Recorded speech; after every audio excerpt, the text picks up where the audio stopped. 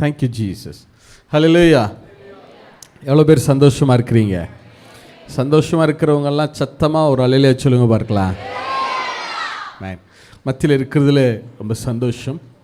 2000 வருஷங்களுக்கு முன்பாக இயேசு பிறந்தார் அப்படின்னு சொல்கிறதுக்காக நம்ம அங்கே கூடி வரல. 2000 வருஷங்களுக்கு முன்பாக பிறந்த இயேசு இன்றைக்கும் நமக்குள்ளே நம்முடனே அவர் வாசமாக இருக்கிறவராயிருக்கிறார். எத்தனை பேர் ஆமேன்னு சொல்ல முடியும்? 2000 வருஷத்துக்கு முன்னாடி பிறந்துட்டு போனவரை ஆராதிக்க நம்ம வரல. இப்போவும் அவர் நமக்குள்ளே என்ன செய்கிறவராக இருக்கிறா? வாசம் பண்ணுகிறவர். எத்தனை பேர் ஆமேன்னு சொல்ல முடியும்? எனக்கு மானிட்டர் தெளிவா இல்லை, ரொம்ப மந்தமாக இருக்கு. சரி, இந்த காலை வேளையில் கூட கர்த்தரை ஆராதிக்க, அப்பாவை ஆராதிக்கவும், தேங்க்யூ, அப்பாவுடைய நாமத்தை தொழுது கொள்ளவும் வந்திருக்கீங்க. அப்பா உங்களை நிறைவாய் ஆசீர்வதிப்பாராக, உங்களை பழுகவே பழுக பண்ணுவாராக, உங்கள் துக்க நாட்களை எல்லாம் அப்பா முடிவுக்கு கொண்டு வருவாராக, நீங்கள் காத்திருந்தவைகளையெல்லாம் அப்பா உங்கள் கரத்திலே கொண்டு வந்து கொடுப்பாராக. நீங்கள் எதற்காகலாம் விண்ணப்பித்தீங்களோ அந்த விண்ணப்பங்கள் எல்லாவற்றையும் உங்களுக்கு அனுக்கிரகம் பண்ணுவாராக. எத்தனை பேர் ஆமேன்னு சொல்ல முடியாது? சரி, பாஸ்டரோடு சேர்ந்து உங்கள் குடும்பத்தாரோடு சேர்ந்து நானும் எஃப்சியும் உங்களுக்கு கிறிஸ்துமஸுக்கான இந்த வாழ்த்துதல்களை கொண்டு வருகிறோம். அப்பா உங்களை இந்த நாட்களில், இந்த பண்டிகை காலங்களில் உங்களை மகிழ்ச்சியும் நிறைவுமாய் அவர் வைத்திருப்பாராக. சரி, நான் கர்த்தருடைய வார்த்தைக்கு நேராய் கடந்து போகலாம். மத்தேயு புஸ்தகம் 2வது அதிகாரம் 1-2 வசனங்கள். மத்தேயு புஸ்தகம் 2ஆம் அதிகாரம் 1-2 வசனங்கள். ஏரோது ராஜாவின் நாட்களில் யூதேயாவில் உள்ள பெத்லகேமிலே இயேசு பிறந்த பொழுது கிழக்கிலிருந்து சாஸ்திரிகள் எருசலேமுக்கு வந்து, அந்த மைக் நல்லா இருக்கு, சாஸ்திரிகள் எருசலேமுக்கு வந்து, வாசிங்க. யூதருக்கு ராஜாவாக பிறந்திருக்கிறவர் எங்கே? யூதருக்கு ராஜாவாக பிறந்திருக்கிறவர் எங்கே? கிழக்கிலே அவருடைய நட்சத்திரத்தை கண்டு, கிழக்கிலே அவருடைய நட்சத்திரத்தை கண்டு அவரை பணிந்து கொள்ள வந்தோம் என்றார்கள். எல்லாரும் திரும்ப ஒரு வாசிக்கலாமா? காலை நேரம் நீங்கள் வாசிப்பது உங்கள் கண்களுக்கு நல்லது. எடுத்துக்கொள்ளுங்க, பார்க்கலாம், பக்கத்து சொல்லுங்க. மத்தேயு புஸ்தகம் 2வது அதிகாரம் 1-2 வசனங்கள். இப்போ நல்லா இருக்கு, தேங்க்யூ. புதிய ஏற்பாட்டில் 4வது பக்கம் எடுத்துட்டிங்களா? சேர்ந்து வாசிக்கலாமா? மைக்லேயும் வாசிப்பாங்க, ப்ளஸ் சேர்ந்து வாசிங்க பார்க்கலாம். நல்லா ஜீவனா சத்தமாக வாசிங்க பார்க்கலாம். ஏரோது ராஜாவின் நாட்களில் யூதேயாவில் உள்ள பெத்லகேமிலே இயேசு பிறந்த பொழுது சாஸ்திரிகள் எருசலேமுக்கு வந்து, எங்க இருந்து வந்தாங்களா? Very good, super. திரும்ப ஒரு சொல்லுங்க பார்க்கலாம். கிழக்கிலிருந்து சாஸ்திரிகள் எருசலேமுக்கு வந்து, யூதருக்கு ராஜாவாக பிறந்திருக்கிறவர் எங்கே? யூதருக்கு ராஜாவாக பிறந்திருக்கிறவர் எங்கே? கிழக்கிலே அவருடைய நட்சத்திரத்தை கண்டு. எங்க கண்டாங்களா நட்சத்திரத்தை?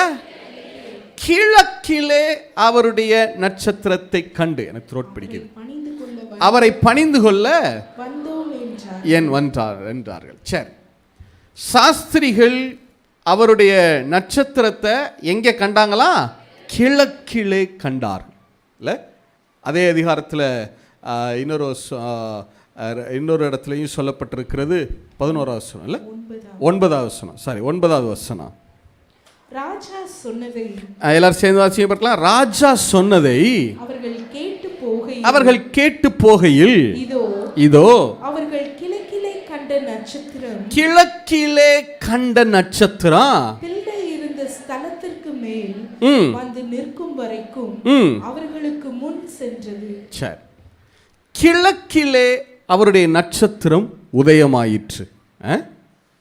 அவருடைய இயேசு இந்த பூமியில் பிறந்தப்ப ஒரு நட்சத்திரம், அவருக்கென்று ஒரு புதியதாக ஒரு நட்சத்திரம், அவர் பிறந்ததை அடையாளப்படுத்துறதுக்காக ஒரு நட்சத்திரம் உதயமாகிறது.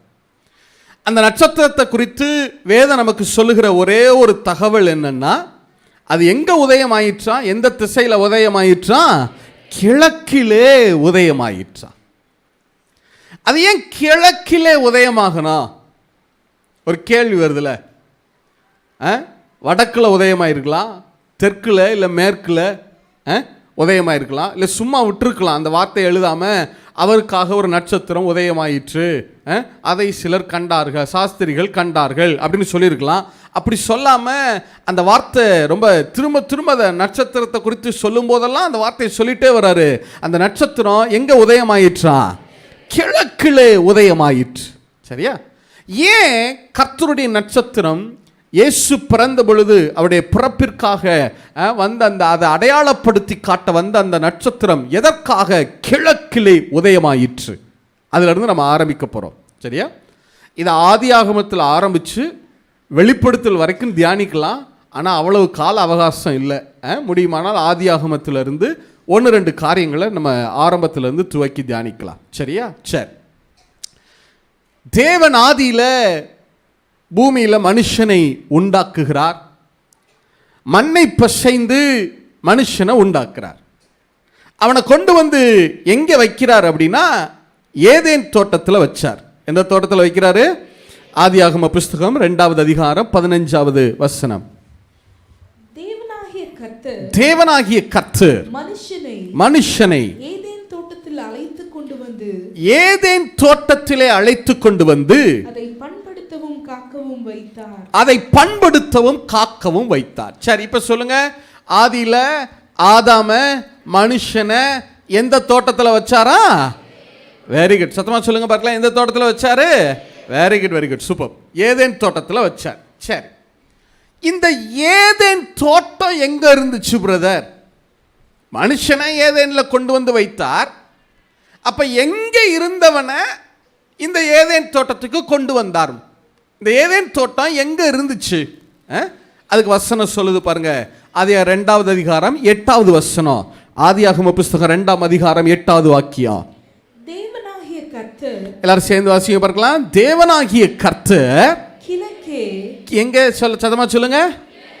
கிழக்கே ஏதேன் என்னும் ஒரு தோட்டத்தை உண்டாக்கி, கிழக்கே ஏதேன் என்னும் ஒரு தோட்டத்தை உண்டாக்கி தாம் உருவாக்கின மனுஷனை அதிலே வைத்தார். இப்ப கவனிங்க, ஆண்டவர் ஆதாம படைக்கிறார், அவனை ஏதேன் தோட்டத்துக்கு கொண்டு வர்றார்.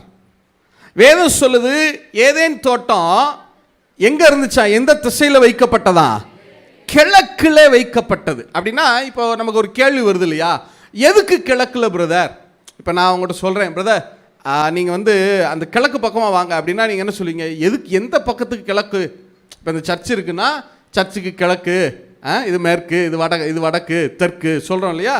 ஒரு இடம் இருந்தால் தான் அதை வச்சு தான் டைரக்ஷனை என்ன செய்ய முடியும், திசையை என்ன செய்ய முடியும், சொல்ல முடியும். ஏதாவது ஒரு பிளேஸ் இருக்கணும் தானே.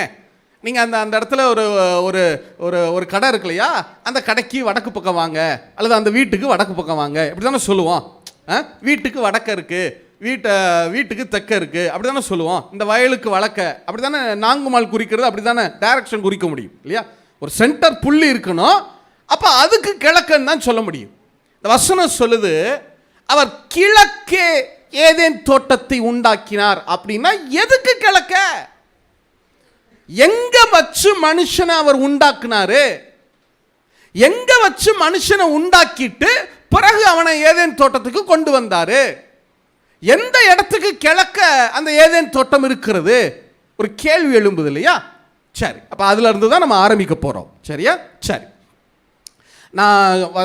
நம்ம வசனத்தை தியானிக்க உங்களுக்கு நல்ல வசன ஆதாரங்கள் ஒன்று ஒன்றா புரிய ஆரம்பிக்கும். சரியா? சரி, ஆண்டவர் இந்த பூமியை படைக்கிற போது இந்த ஒட்டுமொத்த பூமியிலையும் இந்த உலக உருண்டை இருக்கு இல்லையா, இந்த உலக உருண்டையில் நடு மத்திய பகுதியில் உலக உருண்டையை ஒரு கணக்கு பண்ணி இதில் சென்டர் எது, நடு மத்திய புள்ளி எது அப்படின்னு நீங்கள் ஒரு புள்ளி வச்சிங்கன்னா அது எங்கே விழுகும்னா இஸ்ரவேல் தேசத்தில் விழுகும். எங்கே விழுகும் அந்த புள்ளி? இஸ்ரவேல் தேசத்தில் தான். அந்த இஸ்ரவேல் தேசம்தான் இந்த பூமியினுடைய நடு மத்திய பகுதியாக இருக்கிறது. சரி, இந்த இஸ்ரவேல் தேசத்துக்குள்ள போய் பார்த்தீங்கன்னா இன்னும் கொஞ்சம் நீங்க அக்யூரேட்டா பார்த்தீங்கன்னா அந்த புள்ளி எந்த பட்டணத்து மேல விழுகும்னா எருசலேம் பட்டணத்து மேல விழுகும். அந்த புள்ளி எங்க வந்து நிக்குது?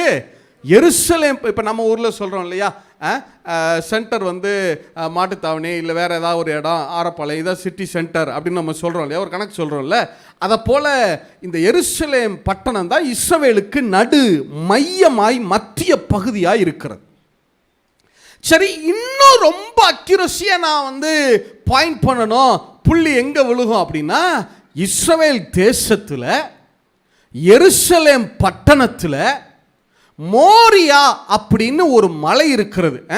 மோரியா மலைன்னு சொல்லலாம், சீயோன் மலைன்னு சொல்லலாம். அங்கே தான் தேவாலயம் கட்டப்பட்டது. அந்த தேவாலய மலையில தான் இந்த புள்ளி வந்து விழுகிறது.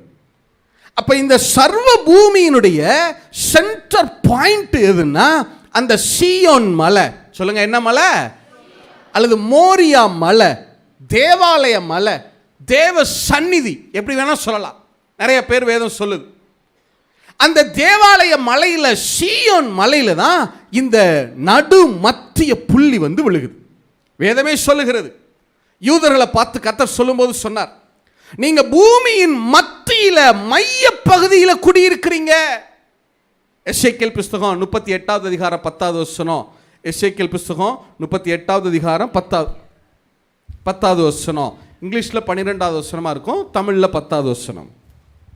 கர்த்தராகிய ஆண்டவர் எசேக்கியேல் chapter 38 verse 10, in English பைபிள்ல verse 12. வாசி பார்க்கலாம். கர்த்தராகிய ஆண்டவர் சொல்லுகிறது என்னவென்றால் அந்நாளிலே பாழாய் கிடந்து திரும்ப குடியேற்றப்பட்ட ஸ்தலங்களுக்கு விரோதமாகவோ ஜாதிகளிடத்திலிருந்து சேர்க்கப்பட்டதும் ஆடுகளையும் மாடுகளையும் ஆஸ்திகளையும் சம்பாதித்து தேசத்தின் நடுவில் குடியிருக்கிறதுமான, தமிழ்ல தேசத்தின் நடுவில் குடியிருக்கிறதுமான அப்படின்னு போட்டிருக்காங்க. ESV தானே, தேசத்தின் நடுவில் குடியிருக்கிறதுமான அப்படின்னு இருக்கு. அதே நீங்க தமிழ் ERV பைபிளில் வாசிச்சீங்க அப்படின்னா, இல்லை இங்கிலீஷ் ஸ்டாண்டர்ட் வெர்ஷனில் வாசிச்சீங்கன்னா, தமிழ் ERVயில் வாசிங்களே, தமிழ் ERV பைபிளில் வாசிங்களே, தமிழில் தேசத்தின் நடுவில் இஸ்ரவேலர்கள் குடியிருக்கிறாங்க அப்படின்னு போட்டிருக்கு. ஆனால் அதே இதை தமிழ் ERV பைபிளில் வாசிச்சோன்னு சொன்னால், பூமியின் நடுவில் நீங்க குடியிருக்கிறீங்க, இந்த பூமியின் மத்தியில நீங்க குடியிருக்கிறீங்க. இஸ்ரவேல் தேசத்தை ஆண்டவர் இந்த நாடுகளை பிரித்த போது, பூமியை பகுத்த போது, இஸ்ரவேல் ஜனங்களுடைய தொகைக்கு தக்கதாக அவர் இந்த பூமியை பகுத்தாரா இல்ல? வாசிங்க பார்க்கலாம். தமிழ் ERVயில் 12வது வசனம் வாசிக்கணும். நான் அவர்களை தோற்கடித்து அவர்களிடம் உள்ள அனைத்து விலை மதிப்புடைய பொருட்களை எடுத்து வருவேன். கடந்த காலத்தில் அழிக்கப்பட்டு ஆனால் இப்பொழுது ஜனங்கள் குடியேறி இருக்கும் இடங்களுக்கு விரோதமாக நான் சண்டையிடுவேன். ஆனால் ஜனங்கள் அங்கே வாழ்கிறார்கள். நான் அந்த ஜனங்களுக்கு விரோதமாக போரிடுவேன். அவர்கள் பல நாடுகளில் இருந்து சேகரிக்கப்பட்டனர். இப்பொழுது அந்த ஜனங்கள் ஆடு மாடுகளும் சொத்துகளும் வைத்திருக்கின்றனர். அவர்கள் உலகின் சாலை சந்துகளில் வாழ்கின்றனர். அவர்கள் உலகின் சாலை சந்திப்புகளில் வாழுகின்றனர். இந்த உலகமே கூடி வருகிற மைய புள்ளியில அவங்க வாழ்றாங்க. இங்கிலீஷ் ஸ்டாண்டர்ட் வெர்ஷன்ல 12 verse 12. ESV தானே? ESV NIV-யா? ESV-ல அவர்கள் இந்த பூமியினுடைய மையத்தில் இஸ்ரவேல் ஜனங்களை வைத்திருக்கிறார்.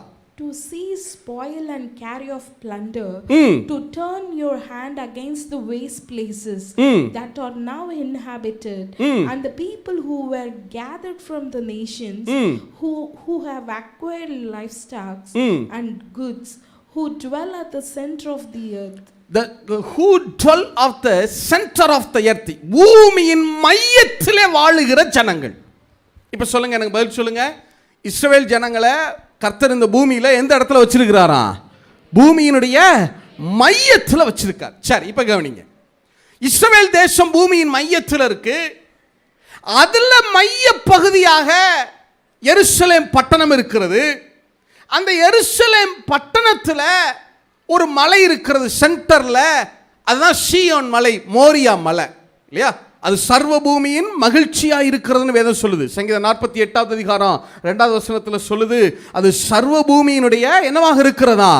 மகிழ்ச்சியா இருக்கிறது. சங்கீதம் 48:2 வாசிங்க பார்க்கலாம். வடதிசையில் உள்ள சீயோன் பர்வதம் வடிப்பமான ஸ்தானமும் சர்வ பூமியின் மகிழ்ச்சியுமாய் இருக்கிறது. சரி, இப்ப கவனிங்க. ஆண்டவர் ஆதாமை எங்க வச்சு படைக்கிறார்னா, இஸ்ரவேல் தேசத்துல அது நடுவில் இருக்கிற எருசலேம் பட்டணத்துல, அதுக்கு நடுவில் இருக்கிற மோரியா மலையில, அந்த சீயோன் மலையில வச்சுதான் ஆண்டவர் ஆதாமை உருவாக்குகிறார். இது யூத பாரம்பரியத்தில் இது நிறைய ஆதாரங்கள் சொல்றாங்க. நான் வேதத்தில் ஒன்று ஒன்றா சொல்ல உங்களுக்கு வசன ஆதாரங்கள் புரியும். மோரியா மலையில தேவாலயம் கட்டப்பட்டது இல்லையா, அந்த சீயோன் மலை, எருசலேம் பட்டணத்தினுடைய அந்த சீயோன் மலையில வைத்து தான் ஆண்டவர் ஆதாமை மண்ணை பிசைந்து அவனை உருவாக்குகிறார். எந்த மலையில வச்சு? சத்தமா சொல்லுங்க பார்க்கலாம், சத்தமா சொல்லுங்க. சீயோன் மலையில வச்சு ஆண்டவர் அவனை என்ன செய்றார்னா படைக்கிறார். அது ரொம்ப ஆவிக்குரிய முக்கியத்துவம் வாய்ந்த ஒரு இடம். எருசலேம் பட்டணமோ அந்த சீயோன் மலையோ ஆவிக்குரிய விதத்தில் அவ்வளவு ஸ்பிரிச்சுவல் இம்பார்ட்டன்ஸ் உள்ள இடம். அதனால தான் நீங்கள் இன்னைக்கு கவனிச்சு பாருங்களேன், உலகத்தில் வேற எந்த பட்டணமோ இந்த அளவுக்கு யுத்தங்களை சந்தித்ததில்லை. அப்படிங்கிற அளவுக்கு எருசலேம் பட்டணத்தின் மேல அவ்வளவு யுத்தங்கள் தொடுக்கப்பட்டிருக்கிறது. அவ்வளவு யுத்தங்கள் பல ஆயிரம் ஆண்டு காலமாய் நூற்றுக்கணக்கான படையெடுப்புகள். ஒரு படையெடுப்பு ரெண்டு படையெடுப்புலாம் இல்லை, இல்லை, நூற்றுக்கணக்கான படையெடுப்புகளை அந்த பட்டணம் பார்த்திருக்கிறது. நூற்றுக்கணக்கான முறை அழிக்கப்பட்டிருக்கிறது. அழிக்கப்பட்டாலும் அந்த பட்டணம் மறுபடியும் மறுபடியும் கட்டப்பட்டு கொண்டே இருக்கிறது. எத்தனை பேர் ஆமேன்னு சொல்ல முடியும்? நல்லா யோசிச்சு பாருங்க. ஒரு பட்டணம் ரொம்ப ஸ்பெஷலாக இருக்கணும்னு வச்சுக்கிறீங்களேன், அதுக்கு நிறைய தகுதி வேணும். நீங்கள் பெரிய சிட்டிஸ்லாம் பாருங்க, ஒன்று கடற்கரை பக்கத்தில் இருக்கும், இல்லைன்னா ஒரு நதி ஒரு ரிவர் பக்கத்தில் இருக்கணும், போக்குவரத்துக்கு ரொம்ப ஏற்ற இடமா இருக்கணும். அப்படி இருந்தால் தான் அந்த பட்டணம் என்ன செய்யும். இப்போ நியூயார்க் பட்டணம் எடுங்களேன், கடற்கரையில் இருக்குது. நம்ம ஊருக்கே வருவோம். மெட்ராஸ் எங்கே இருக்குது? சத்தமாக சொல்லுங்க. கடற்கரையில். திருச்சி எந்த நதி ஓரத்தில் இருக்குது? காவிரியில். மதுரை, நம்ம மதுரை சொல்லுங்க, மதுரை எந்த கரையோரம் இருக்குது? வைகையில் இருக்கா? அப்போ பட்டணங்கிறது என்ன செய்யணும்னா ரொம்ப இதை போல ஒரு நதியோரம் கடலோரம் போக்குவரத்துக்கு ஏற்ற ஒரு இடத்துல அப்படி இருந்தால் தான் அந்த பட்டணம் முக்கியத்துவம் பெறும். அப்படி இல்லாத பட்டணங்கள் என்ன செய்யாது, முக்கியத்துவம் பெறாது. ஆனால் இந்த எருசலேம் பட்டணத்துக்கு பக்கத்தில் கடலும் கிடையாது. கடல் போகணும்னாலே கிட்டத்தட்ட 50-60 கிலோமீட்டருக்கு அங்கிட்டு போனால் தான் கடல். கடலும் கிடையாது, நதியும் கிடையாது. யோர்தானுக்கு போகணும்னாலே ஒரு 20 மைல் போகணும், 30-35 கிலோமீட்டர் போகணும். நதியும் கிடையாது, கடலும் கிடையாது, ஒரு பெரிய முக்கியத்துவம் வாய்ந்த ஒரு இடம் கிடையாது, எதுவுமே கிடையாது. ஆனாலும் இன்னைக்கு உலகமே ரெண்டா பிரிஞ்சு நிற்குது. எதுல தெரியுமா? எருசலேம் பட்டணம் யாருக்கு சொந்தம்? அதை வச்சுதான் இன்னைக்கு உலக அரசியலே. இன்னைக்கு உலகத்தினுடைய பொருளாதாரம் அரசியல் எல்லாமே எல்லா நாடுகளும் ரெண்டு தரப்பா பிரிஞ்சு நிற்கிறாங்க. என்ன? எருசலேமுக்கு யாருக்கு சொந்தங்கிறத தான் பிரிஞ்சு நிற்குது. அவ்வளவு முக்கியத்துவம் வாய்ந்த இடம். ஏன்னா அங்க வச்சுதான் அவர் மனு குலத்தை அவர் உருவாக்க ஆரம்பித்தார். எத்தனை பேர் ஆமேன்னு சொல்ல முடியும்? அந்த இடத்துல இருந்துதான் அந்த செந்நிற மண், அந்த மண் செம்மண் போல இருக்கும்.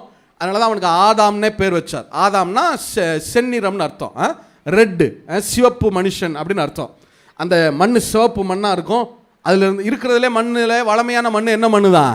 செம்மண். இல்லை, வெரி குட். அந்த செம்மண்ணில் எடுத்து தான் அவனை என்ன செய்கிறாரு, அந்த எருசலேமில் சீயோன் மலையில் வச்சு ஆண்டவர் ஆதாமை உருவாக்கிட்டாரா? இப்போ இந்த நல்லா கவனிங்க. அதனால தான் எருசலேமுக்கு இவ்வளவு யுத்தங்கள். ஆனால் ஒன்று சொல்கிறேன், எத்தனை யுத்தங்கள் இருந்தாலும் அந்த பட்டணம் திரும்ப திரும்ப திரும்ப திரும்ப என்ன செய்யப்பட்டு கொண்டே இருக்கிறது, கட்டப்படுது. நான் சொல்லட்டுமா? அதனால தான் ஆண்டவர் உங்களுக்கு சொன்னார், நீ சீயோனின் வாழ்வை காண்பாய். அப்படின்னா என்ன அர்த்தம் தெரியுமா? உனக்கு விரோதமாக எவ்வளவு பேர் எழும்பினாலும், எவ்வளவு பேர் உன்னுடைய காரியங்களை இல்லாமல் செய்ய முயற்சித்தாலும், நீ திரும்ப எழும்புவ எழும்புவ எழும்புவ, நீ எழும்பிக்கொண்டே இருப்பீர்கள். எத்தனை பேர் ஆமேன்னு சொல்ல முடியும்? அதான் சீயோனுடைய வாழ்வு. சீயோனுடைய வாழ்வுன்னா என்னன்னா, யுத்தமே இல்லாத வாழ்வு இல்லை, போராட்டமே இல்லாத வாழ்வு இல்லை. கர்த்தருடைய நாமத்தில் உங்களுக்கு சொல்றேன், உங்க வாழ்க்கையில இவ்வளவு போராட்டங்கள் இருக்குன்னா உத்தரவாதம் பண்ணிக்கொள்ளுங்க, கர்த்தர் உங்களை சீயோனாய் வைத்திருக்கிறார்னு அர்த்தம். எத்தனை பேர் ஆமென் சொல்ல முடியும்? ஆனா ஒன்னு உறுதி இருக்கிறது. ஏன்னா சாத்தானுக்கு தெரியுது பாருங்க, அவன் ஏன் இவ்வளவு அந்த பட்டணத்தை அழிக்க முயற்சிக்கிறான்னா, அவ்வளவு ஆவிக்குரிய முக்கியத்துவம் வாய்ந்த இடம், சர்வ பூமியின் மகிழ்ச்சி இல்ல, சர்வ பூமியின் மகிழ்ச்சியா இருக்க வேண்டிய இடத்தை அவன் என்ன செய்யறான்னா சர்வ பூமியினுடைய துக்கமாய் மாற்ற நினைக்கிறான். ஆனா ஒன்னு உறுதி, அவை சத்துரு எவ்வளவுதான் முயற்சி பண்ணினாலும் அவனுடைய முயற்சி ஒரு நாளும் ஜெயிக்க போறதில்லை. கர்த்தருடைய நாமத்தில் சொல்றேன், அவன் எவ்வளவுதான் உங்க வாழ்க்கையை துக்கத்தினால நிரப்ப நினைச்சாலும் அது எல்லாவற்றையும் மேற்கொண்டு அவர் உங்களை ஆனந்த தைலத்தினாலே அபிஷேகம் பண்ணுவார். எத்தனை பேர் ஆமேன் சொல்ல முடியும்? விசுவாசிக்கிறவங்க மட்டும் விசுவாசிக்கிற அளவுக்கு தக்கதா ஒரு ஆமேன் சொல்லுங்க பார்க்கலாம். சரி, ஆண்டவர் இஸ்ரவேல் தேசத்தில் எருசலேம் பட்டணத்தில் மோரியா மலை மேலே வைத்து ஆதாமை உண்டாக்கி விட்டார். உண்டாக்கிட்டாரா? சரி, இப்போ எருசலேம் இப்போ அடுத்த ஆண்டவர் என்ன செய்கிறார்னா ஒரு ஏதேன் தோட்டத்தை உருவாக்குகிறார். சொல்லுங்க, என்ன தோட்டத்தை உருவாக்குறாரு? அதை எங்க உருவாக்குறார்னா இந்த சீயோன் மலைக்கு கிழக்கே உருவாக்குகிறாராம். சொல்லுங்க, சீயோன் மலைக்கு, சத்தமா சத்தமா சொல்லுங்க, சீயோன் மலைக்கு கிழக்கே உருவாக்கினார். உங்களுக்கு புரியுறதுக்காக அப்படி சொல்றேன். நமக்கு கிழக்கு இதுதான், ஆனாலும் நான் உங்களுக்கு புரியுறதுக்காக அப்படி சொல்றேன். இப்போ இதுதான் சீயோன் மலைன்னு வச்சுக்கிறோம். இது சீயோன் மலை. இந்த சீயோன் மலையில் கர்த்தர் இருக்கிறார். இப்போ ஆதாமை உண்டாக்கிட்டார். பிதா குமாரன் பரிசுத்த ஆவியானவர் இருக்கிறாங்க. ஆதாமை மண்ணினால பிசைஞ்சு என்ன செஞ்சிட்டாரு? ஆதாமை ஏவாளை என்ன செஞ்சிட்டாரு? உண்டாக்கிட்டார். ரெண்டு பேருமே 6ஆம் நாள் தான் சிருஷ்டிக்கப்பட்டாங்க. ஒரே நாளில் தான் 6ஆம் நாளில் தான் சிருஷ்டிக்கப்பட்டாங்க. ரெண்டு பேரும், ஆதாமும் ஏவாளும் 6ஆம் நாளில் ஒரே நாளில் தான் சிருஷ்டிக்கப்பட்டாங்க. ஏன்னா 6 நாளோட சிருஷ்டிப்பு முடிஞ்சிருச்சு, அதுக்கப்புறம்லாம் சிருஷ்டிப்பு இல்லை தானே. ஸோ 6ஆம் நாளில் ரெண்டு பேரையும் உருவாக்கிட்டார். உருவாக்கிட்டு இப்போ பார்க்குறார், இவங்களுக்கு ஒரு பெஸ்ட்டான ஒரு இடம் வேணும் அப்படின்னு சொல்லி கிழக்கில், இந்த மலைக்கு கிழக்கில், இதுதான் நம்ம கிழக்கு, இருந்தாலும் உங்களுக்கு நான் புரியுறதுக்காக சொல்கிறேன். இந்த மலைக்கு கிழக்கு இதான் நீங்கள் உட்கார்ந்துருக்க இடம்னு வச்சுக்கிறோங்க. நீங்கள் உட்கார்ந்துருக்க இடம் தான் என்னது? கிழக்குன்னு வச்சுக்கிறோம், ஒரு எக்ஸாம்பிளுக்கு புரியுறதுக்காக. இந்த மலைக்கு கிழக்கில் ஒரு பெரிய தோட்டத்தை உண்டாக்கி அவர்களை கொண்டு போய் அது இங்கே வச்சார். ஏன் பிரதர் கிழக்கில் வைக்கிறார் அப்படின்னா, ஆண்டவர், நீங்கள் வேதம் முழுவதும் பாருங்களேன், ஆசரிப்பு கூடாரத்தில், தேவாலயத்தில், எல்லா இடத்துலையுமே ஆண்டவர் கிழக்கு நோக்கி தான் வீற்றிருப்பார். சொல்லுங்க, எதை நோக்கி வீற்றிருப்பாரு? கிழக்கு நோக்கி தான் அவர் என்ன செஞ்சிருப்பாரு? வீற்றிருப்பார். இப்போ ஆண்டவர் உட்கார்றாருன்னா ஒரு பொசிஷன் இருக்குல்ல, ஒரு டைரக்ஷன் இருக்கணும் இல்லை? அது எந்த டைரக்ஷனை பார்த்து இருப்பார்னா கிழக்க பார்த்து உட்கார்ந்துருப்பார். சத்தமா சொல்லுங்க, எந்த டைரக்ஷனை பார்த்து உட்கார்ந்துருப்பாரு? கிழக்க பார்த்து. அதனால தான் நீங்கள் என்றைக்கும் பார்த்துருக்கீங்களா, அநேக கோவில்களை எந்த திசையை நோக்கியே கட்டுவாங்க? கிழக்கு நோக்கி கட்டியிருப்பாங்க. அப்போ அதுக்காக கிழக்கு தான் முக்கியம், அப்படி தான் கட்டணும்னு நான் சொல்லலை இல்லையா. நமக்கு கர்த்தர் எல்லா இடத்துலையும் எங்கும் அவருடைய நாமத்தை தொழுது கொள்ளுகிற காலம். எத்தனை பேர் ஆமேன்னு சொல்ல முடியும்? நான் பழைய ஏற்பாட்டுக்கு சொல்கிறேன், பழைய ஏற்பாட்டு காலத்துக்கு சொல்கிறேன். பழைய ஏற்பாட்டில் ஆண்டவர் ஆசரிப்பு கூடாரத்தில் கிழக்கு நோக்கி தான் வீற்றிருப்பார். இப்போ சொல்லுங்க, ஆண்டவர் தேவாலய மலையில், சீயோன் மலையில் எந்த திசையை நோக்கி வீற்றிருக்கிறாரு? சத்தமாக சொல்லுங்க, கிழக்க. இப்போ ஏதேன் தோட்டத்தையும் எங்கே கொண்டு வந்து வைக்கிறாரு? ஏதேன் தோட்டத்தில் யாரை கொண்டு வந்து விடுறாரு? உள்ள ஆதாமையா? Very good, very good, very good. அப்ப என்ன அர்த்தம் தெரியுமா? ஆண்டவர் ஏன் ஏதேன் தோட்டத்தை கிழக்க கொண்டு வந்து வச்சார் தெரியுமா? அவர் என்ன நினைச்சார்னா, என் பிள்ளைங்க என் கண்ணு முன்னாடியே இருக்கணும், நான் அவங்கள பார்த்துக்கிட்டே இருக்கணும், என் பிள்ளைங்களை நான் கவனிச்சுக்கிட்டே இருக்கணும். எத்தனை பேர் ஆமேன்னு சொல்ல முடியும்? எத்தனை பேர் ஆமேன்னு சொல்ல முடியும்? நான் சொல்றேன் பிரதர், நான் கர்த்தருடைய நாமத்தினால சொல்றேன், அவர் உங்க மேல கண்ணோக்கமாக இருக்கிறவராக இருக்கிறார். அவர் உங்க மேல கண்ணை வைத்து ஆலோசனை சொல்லுகிறவராக இருக்கிறார். எத்தனை பேர் ஆமேன்னு சொல்ல முடியும்? நல்லா யோசிச்சு பாருங்களேன். ஒரு சின்ன புள்ள இருக்குன்னா கவனிச்சு பாருங்க. ஒரு தாய் கிச்சனில் வேலை செஞ்சுட்டு இருப்பாங்க. வேலை செஞ்சுட்டே இருந்தாலும் ஒரு கண்ணு யார் மேலே இருக்கான்? சத்தமாக சொல்லுங்க. நான் சொல்கிறேன், தாய் ஒரு கண்ணை தான் வச்சுருக்காங்க, ஆனால் அப்பா அவங்க மேலே 7 கண்களையும் பதிய வைத்திருக்கிறார். எத்தனை பேர் ஆமேன்னு சொல்ல முடியும்? 7 கண்கள்லாம் என்னதுதான்? பரிபூர்ணமாக அவங்கள பார்த்துக்கிட்டே இருக்கிறார். அவருக்கு ஆசையை பாருங்களேன், என் பிள்ளைங்களை நான் பார்த்துட்டே இருக்கணும், என் ஆதாமையும் ஏவாளையும் நான் பார்த்துட்டே இருக்கணும், அவங்க எனக்கு முன்னாடி தான் இருக்கணும், என் சமூகத்தில் தான் இருக்கணும், என் சந்நிதியில் தான் இருக்கணும், என் கண் பார்வையை விட்டு என்ன செய்யக்கூடாது, போகக்கூடாது. நான் சொல்கிறேன் பிரதர், இந்த உலகம் உங்களை காணாமல் இருக்கலாம், உலகம் உங்களை கண்டுக்கிறாமல் இருக்கலாம், உலகம் நீங்கள் என்ன செய்கிறீங்க, உங்கள் தேவைகள் என்ன, உங்கள் காரியங்கள் என்ன, உங்கள் உறவுகள் அதை காணாமல் இருக்கலாம். ஆனால் உங்களுக்கு சொல்கிறேன், அப்பாவுடைய நாமத்தில் சொல்கிறேன், அவருடைய வார்த்தையை முன்னிட்டு சொல்கிறேன், அப்பா உங்கள் மேலே கண்ணோக்கமாக இருக்கிறார் பிரதர்.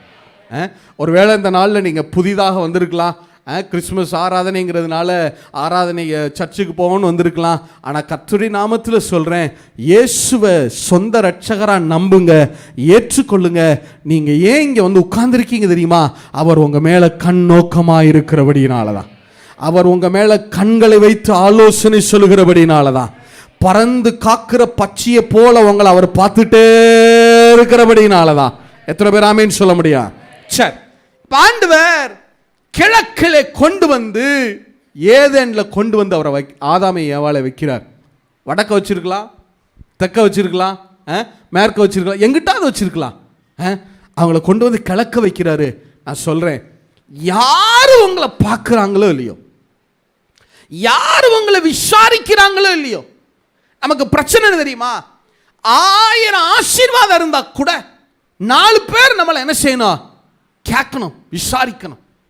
இல்லை அவ்வளவு இருக்கும். அவங்க விசாரிக்கணும்னு அவசியமே கிடையாது, எல்லாமே இருக்கும். ஆனாலும் நம்ம மனதில் என்ன நினைப்போம்னா, ஒரு தனிமையை ஃபீல் பண்ணுவோம் பாருங்க, ஒரு லோன்லினஸை ஃபீல் பண்ணுவோம் பாருங்க.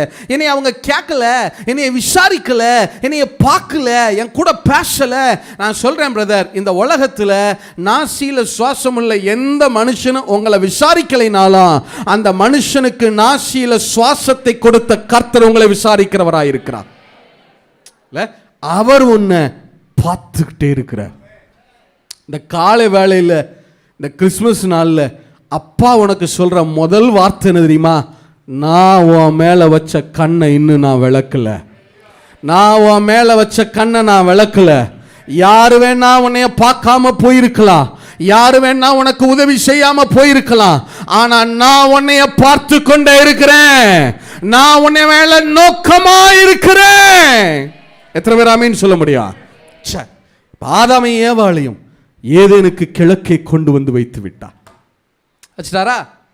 இப்ப ஆதாமை ஏவாள் அங்க இருக்கிறாங்க. இப்ப சாத்தான் தன்னுடைய வேலையை காட்டிட்டான். ஆதாமும் ஏவாளும் பாவம் செய்தார். சொல்லுங்க, என்ன செஞ்சிட்டாங்க? சத்தமா சொல்லுங்க, பாவம் செஞ்சிட்டாங்க. பாவம் செய்தது இப்ப நான் எனக்கு திருப்பி சொல்லிருங்க. இப்ப ஆதாமும் ஏவாளும் தேவனுக்கு எந்த பக்கம் இருக்கிறாங்க? Very good, very good. சத்தமா சொல்லுங்க. கிழக்குல உட்கார்ந்து இருக்கிறாங்க, ஏதேன் தோட்டத்துக்குள்ள இருக்கிறாங்க. இப்ப அவங்க 2 பேரும் பாவம் செஞ்சிட்டாங்க.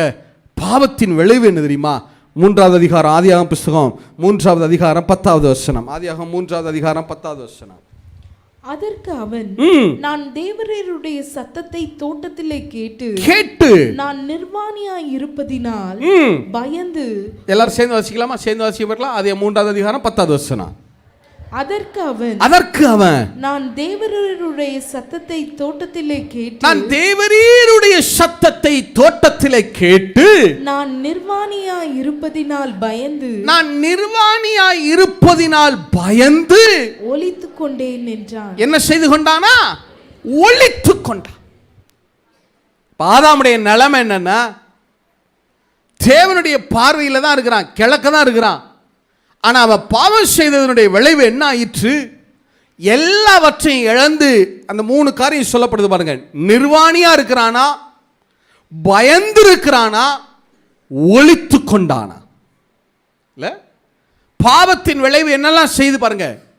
அவன்கிட்ட இருந்த எல்லாவற்றையும் எடுத்துருச்சு, நிர்வாணி ஆக்கிருச்சு, அவனை பயப்பட வைக்குது, அவனை ஒளித்து கொள்ள வைத்திருக்கிறது. நான் இன்னும் கூட இறங்கி வரேன், இன்னும் கூட புரிய முடியாது சொல்றேன். பாவம் என்ன செய்து? பாவத்தின் சம்பளம் என்ன? ரோமர் 6:23 சொல்லுகிறது, பாவத்தின் சம்பளம் மரணம். அடுத்து பாவம் மரணத்தை கொண்டு வருது.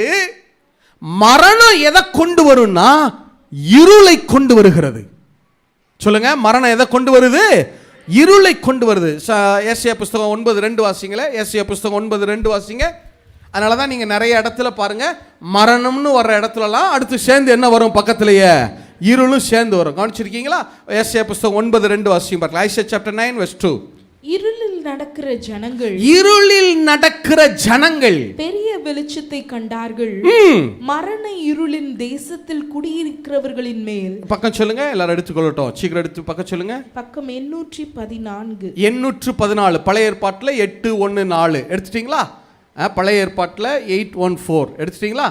சேர்ந்து வாசிக்கலாமா? திருப்பி எல்லாரும் சேர்த்து வாசிக்க பாருங்களா. இருளில் நடக்கிற ஜனங்கள், எங்க நடக்கிற ஜனங்களா? இருளில் நடக்கிற ஜனங்கள் பெரிய வெளிச்சத்தை கண்டார்கள். இந்த இருள் எப்படி வந்துச்சு? அடுத்த வார்த்தை சொல்லுது பாருங்க. மரண இருளின் தேசத்தில் குடியிருக்கிறவர்களின் மேல். என்ன இருள்ல குடியிருக்கிறவங்களா? மரண இருள். அப்ப ஆதாமுடைய பாவம் மரணத்தை கொண்டு வருகிறது, மரணம் இருளை கொண்டு வருகிறது. சொல்லுங்க, பாவம் எதை கொண்டு வந்துச்சு? சத்தமா சொல்லுங்க, மரணத்தை. மரணம் எதை கொண்டு வருது? இருளை கொண்டு வருது. இருள்னா சும்மா ஒரு ஏதோ சாயங்காலத்தில் வர்ற இருள் இல்லை. அவன் வாழ்க்கையில் எல்லாமே முடிந்து போன ஒரு சூழ்நிலை மாதிரி இருக்கு.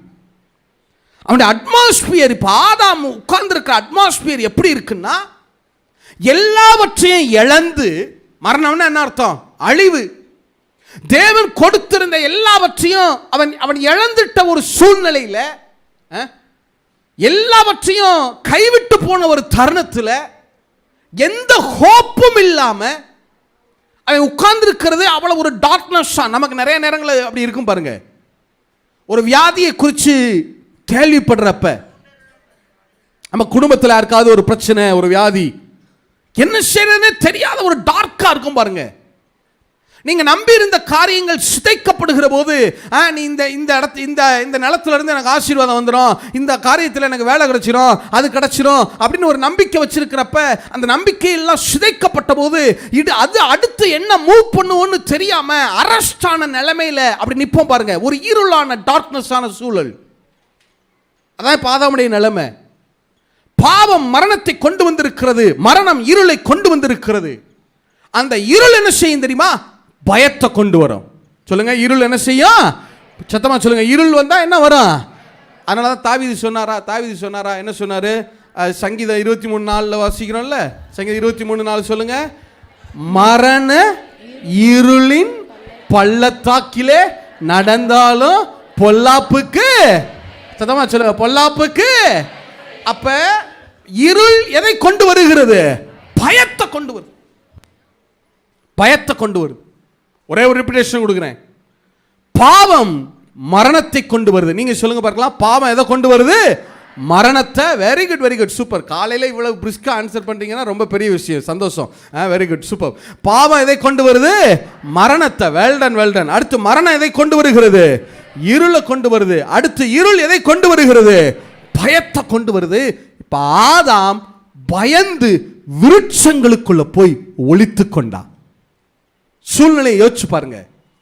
சாயங்கால நேரம், பகலின் குளிர்ச்சியான வேளையிலே தோட்டத்திலே உலாவுகிற கர்த்தருடைய சத்தத்தை கேட்கிறான்.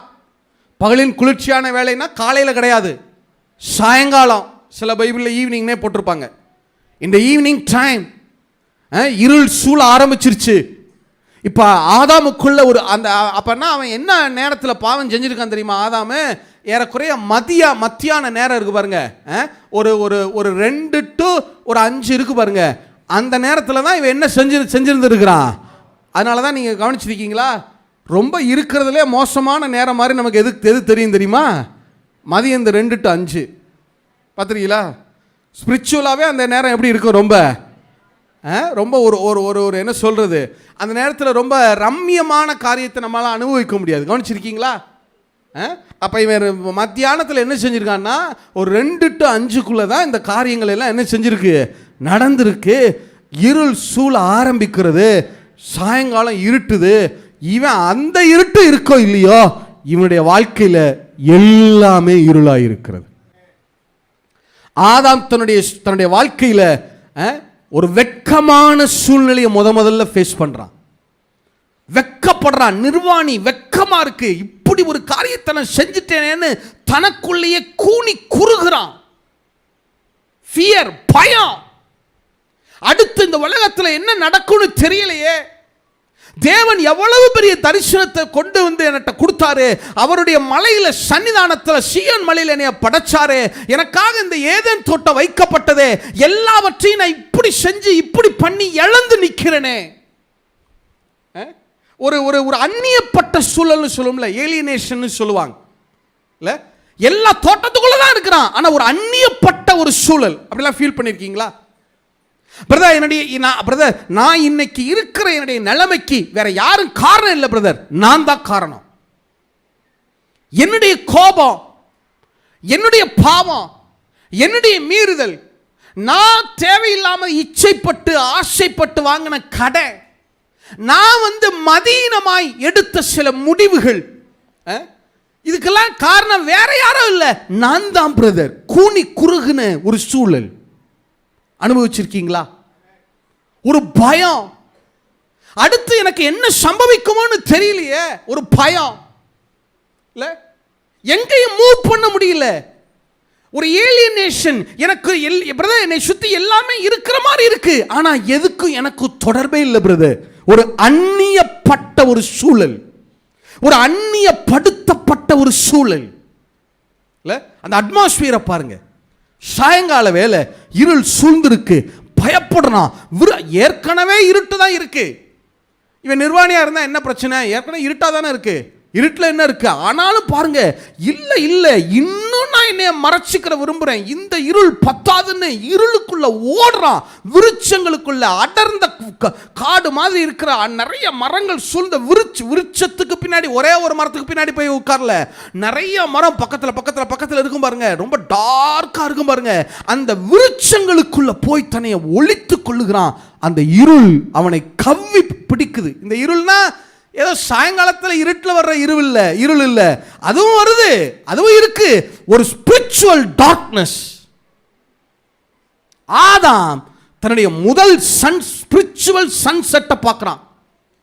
ஆதாம் was faced his first spiritual sunset. முதல் ஆவிக்குரிய அஸ்தமனத்தை பார்க்கிறான். அவனுடைய ஆவிக்குரிய வாழ்க்கை அஸ்தமனமாய் போயிருச்சு. ஸ்பிரிச்சுவலா அவனுடைய ஆவிக்குரிய வாழ்க்கை இப்ப என்ன ஆயிடுச்சு? அஸ்தமனம். சொல்லுங்க, என்ன ஆயிருக்கு? அஸ்தமனமாய் இருக்கு. அவருடைய சூழல் இதுதான். இருளுக்குள்ள உட்கார்ந்துருக்கான். இருளுடைய தன்மை என்ன தெரியுமா? அதாவது ஒளித்து கொண்டான். சொல்லுங்க, என்ன செய்து கொண்டான்? ஒளித்து கொண்டான்னா என்ன அர்த்தம்? ஒரு இடத்துல ஒரு மூலையில போய் என்ன செஞ்சுக்கிறது? அசையாம என்ன பண்ணிக்கிறது? அப்படியே உட்கார்ந்து அசையாம அப்படியே உட்கார்ந்துருக்கான். ஒழிச்சுக்கிறவன் என்ன? இப்போ இந்த ஹாலில் யாராவது ஒழிச்சுக்கிறாங்கன்னா என்ன செய்வாங்க? இந்த ஒரு மூலையில், ஒரு ரூமுக்குள்ளே, இல்லை ஏதோ ஒரு மூலையில் போய் என்ன செய்வாங்க? இல்லை சேருக்கு பின்னாடி என்ன செய்வாங்க?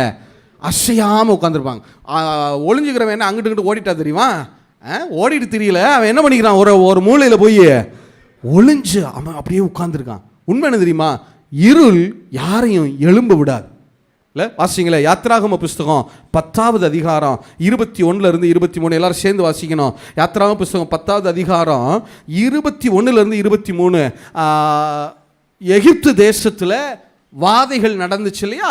9வது வாதை, 9th plague. அது என்ன நடக்குதுன்னு பாருங்களேன். 9th plagueல என்ன நடக்குதுன்னு பாருங்களேன். யாத்ராகமம் 10வது அதிகாரம் 21 23 வரைக்கும். அப்பொழுது கர்த்தர், எல்லாரும் சேர்ந்து வாசிங்க பார்க்கலாம். பக்கம் சொல்லுங்க. பக்கம் 82. பழைய ஏற்பாட்டில் 82வது பக்கம் எடுத்துட்டீங்களா? Exodus chapter 10 from the verse 21 through 23.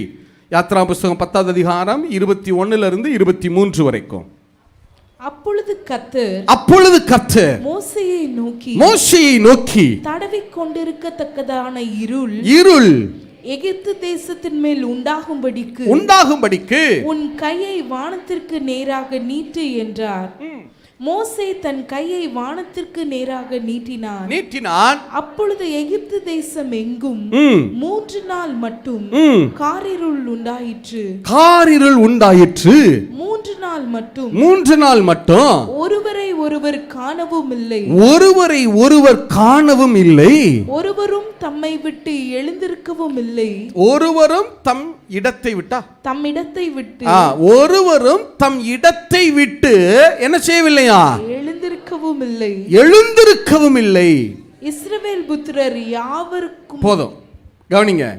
இருள் சூழ்ந்துச்சுன்னா ஒருத்தனும் தன் இடத்தை விட்டு என்ன செய்ய முடியலையா, எழும்பவே இல்லையா. Darkness was not allowed to rise. இருள் ஒரு மனுஷனை சூழுதுன்னா அது என்ன செய்யுதுன்னா அவனை எழும்ப ஒட்டாது. அனுபவப்பட்டிருக்கீங்களா பிரதர்? நல்லா கவனிச்சு பாருங்க. எகிப்து தேசத்துல இருள் வருது, ஒவ்வொரு மனுஷனும் தான் இருந்த இடத்தை விட்டு என்ன செய்யலையா, அசையவே இல்லை. இன்னைக்கு நிறைய பேருடைய வாழ்க்கை எப்படி இருக்கு தெரியுமா? இருந்த இடத்தை விட்டு நகரவே மாட்டேங்குது பிரதர்.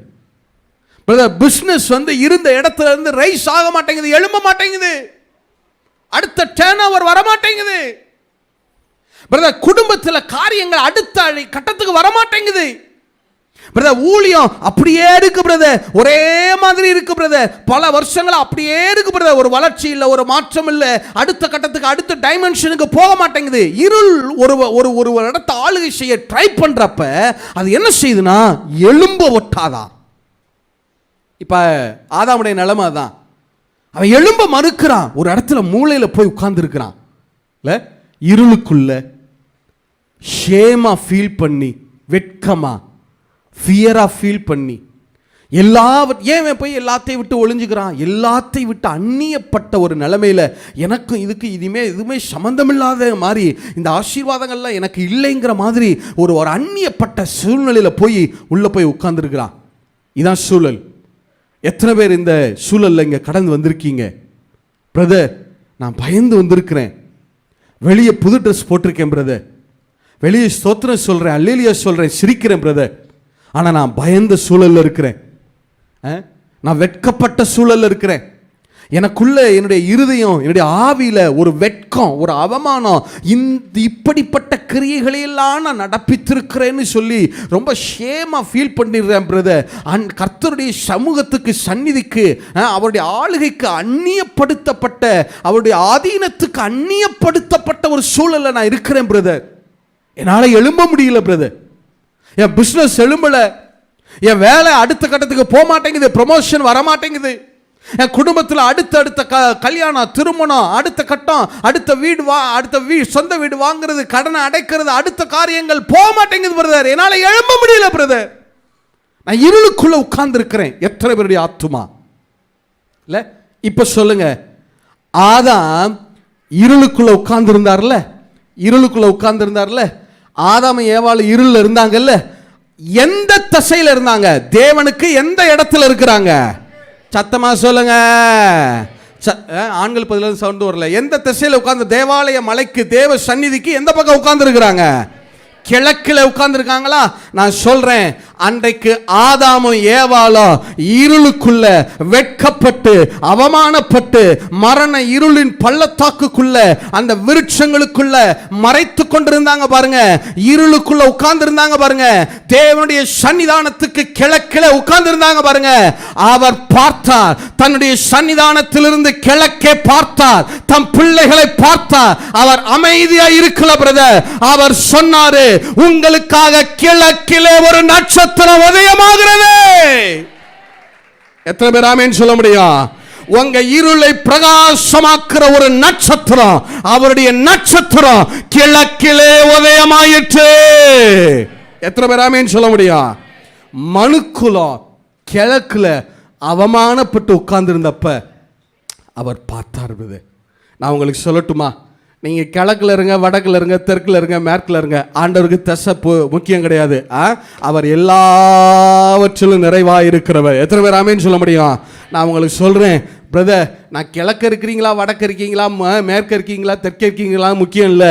ஆனா பயத்தில் இருக்கிறேன், எழும்ப முடியாம இருக்கிறேன் பிரதர், இருளுக்குள்ள இருக்கிறேன், வெட்கப்பட்ட சூழ்நிலையில் இருக்கிறேன், அவமானப்பட்ட சூழ்நிலையில் இருக்கிறேன், அடுத்து என்ன செய்யறதுன்னு தெரியாம இருக்கிறேன். இந்த நாளில் உங்களுக்கு ஒரு நற்செய்தி இருக்கிறது. உங்களுக்கென்று அவர் கிழக்கிலே நட்சத்திரமாய் பிரகாசித்திருக்கிறார். எத்தனை பேர் ஆமென் சொல்ல முடியும்? எத்தனை பேர் ஆமென் சொல்ல முடியும்? அங்கே தான் ஆரம்பித்தது இந்த கிழக்கில் நட்சத்திரம் உதயமாகிற அந்த ட்ராவல் இல்லை. ஆதாமும் ஏவாளும் உட்கார்ந்துருந்தப்ப அவர் நேராக வந்தார். வெளிச்சமான தேவனே அவரிடத்தில் வந்தார். அவர் கேட்டார், எங்கே இருக்கிற? ஆண்டவரே, நான் நிர்வாணியாக இருக்கிறேன், இதெல்லாம் நடந்துருச்சு.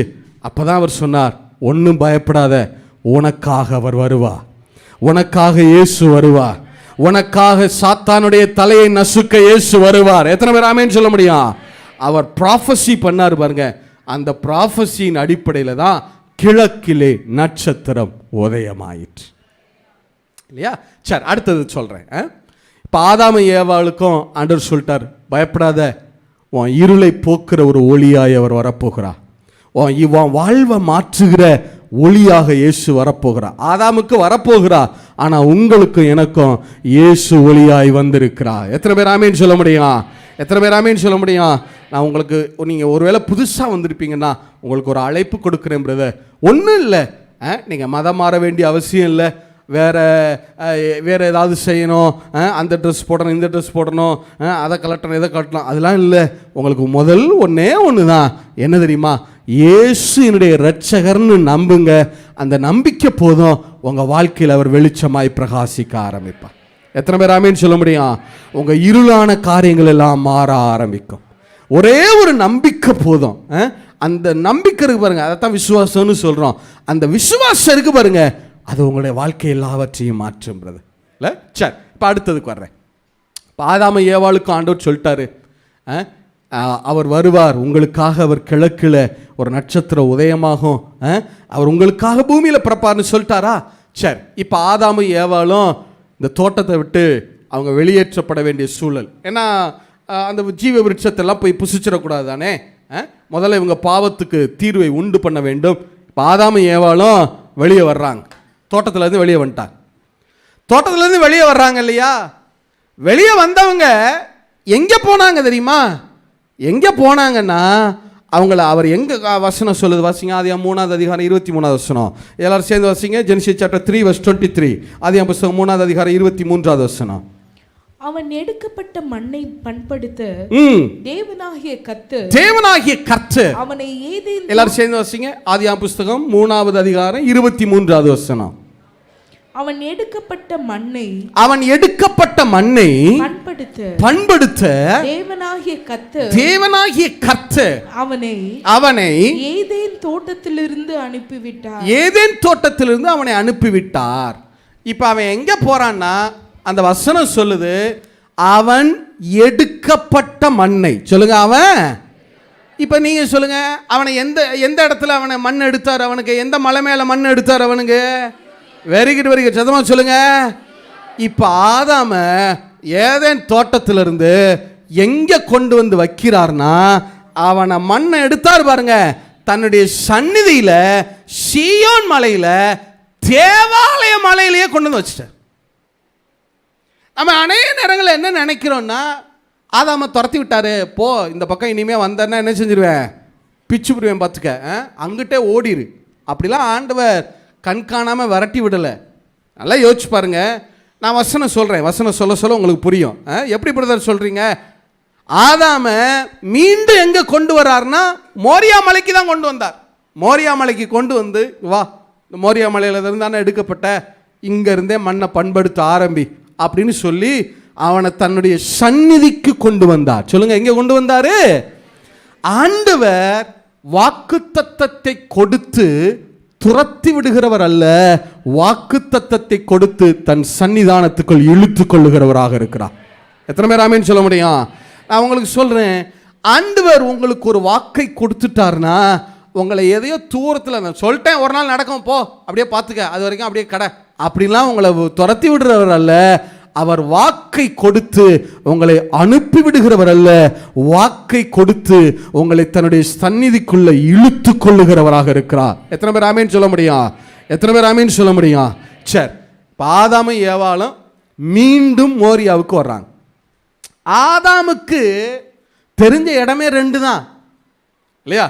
ஒன்னே முதல்ல எந்த மலையில் அவர் எடுக்கப்பட்டார்? எந்த மலையில் நின்னார்? அவர் சீயோன் மலையில, மோரியா மலையில தேவ சந்நிதியில நிக்கிறாரு. அடுத்து அவர் போன ஒரே ஒரு இடம் என்ன இடம் தான்? ஏதேன் தோட்டம். இப்போ ஏதேன் தோட்டத்துலேருந்து வெளியே போனால் அடுத்தவருக்கு தெரிஞ்ச இடம் எது மட்டும்தான்?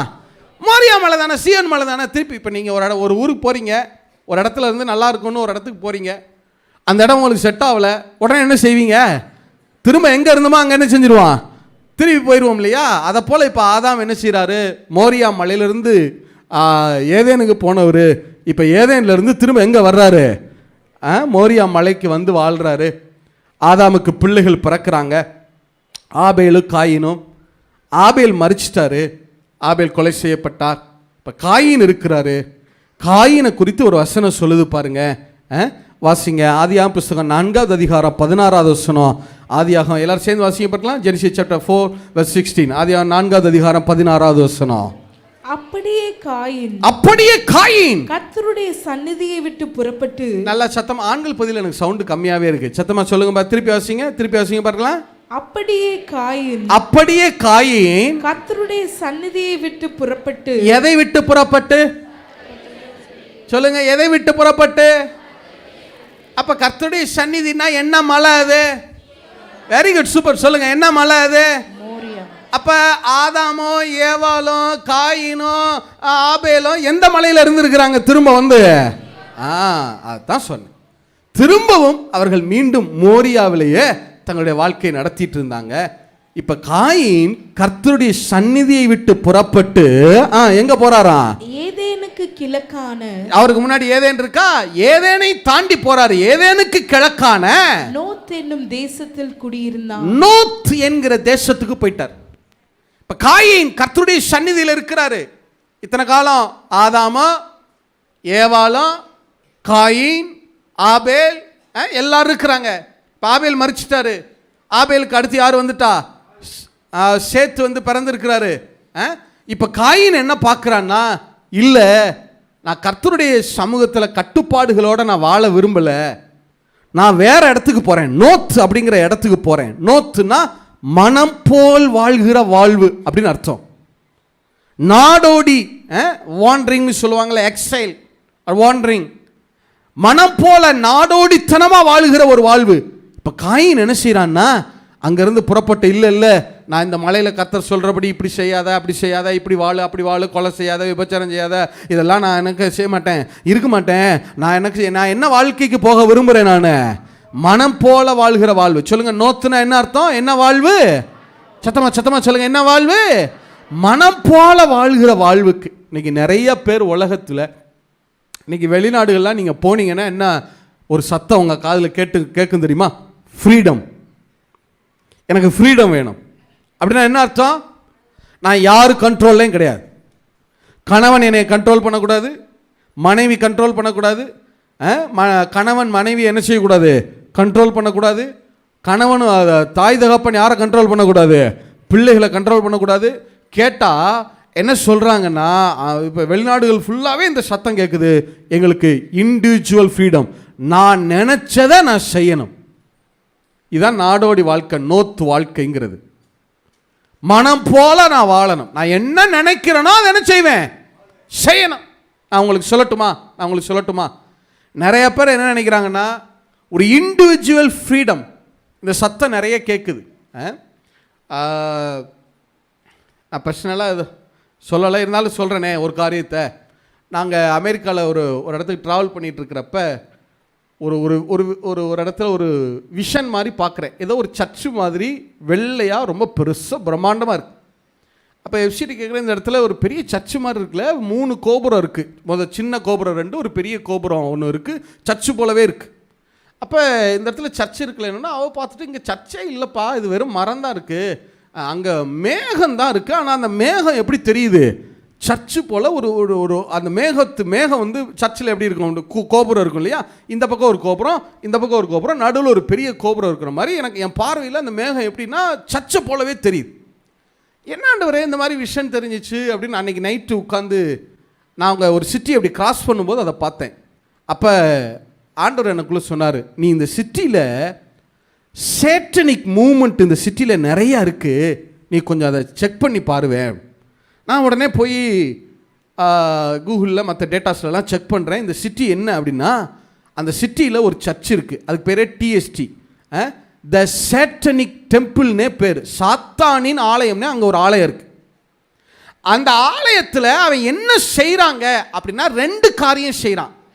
2 காரியம் அதில் போட்டிருக்காங்க. அந்த அந்த அந்த சாத்தானுடைய ஆலயம் சேட்டனிக் சர்ச்சு என்ன செய்கிறாங்க அப்படின்னா, இந்தியானா, அந்த பட்டணம் வந்து அமெரிக்காவில் இந்தியானா சிட்டின்னு சொல்லுவாங்க. இந்தியானா சிட்டியில் அந்த அந்த டிஎஸ்டின்னு இருக்குது. அதை நான் போய் பார்க்குறேன்.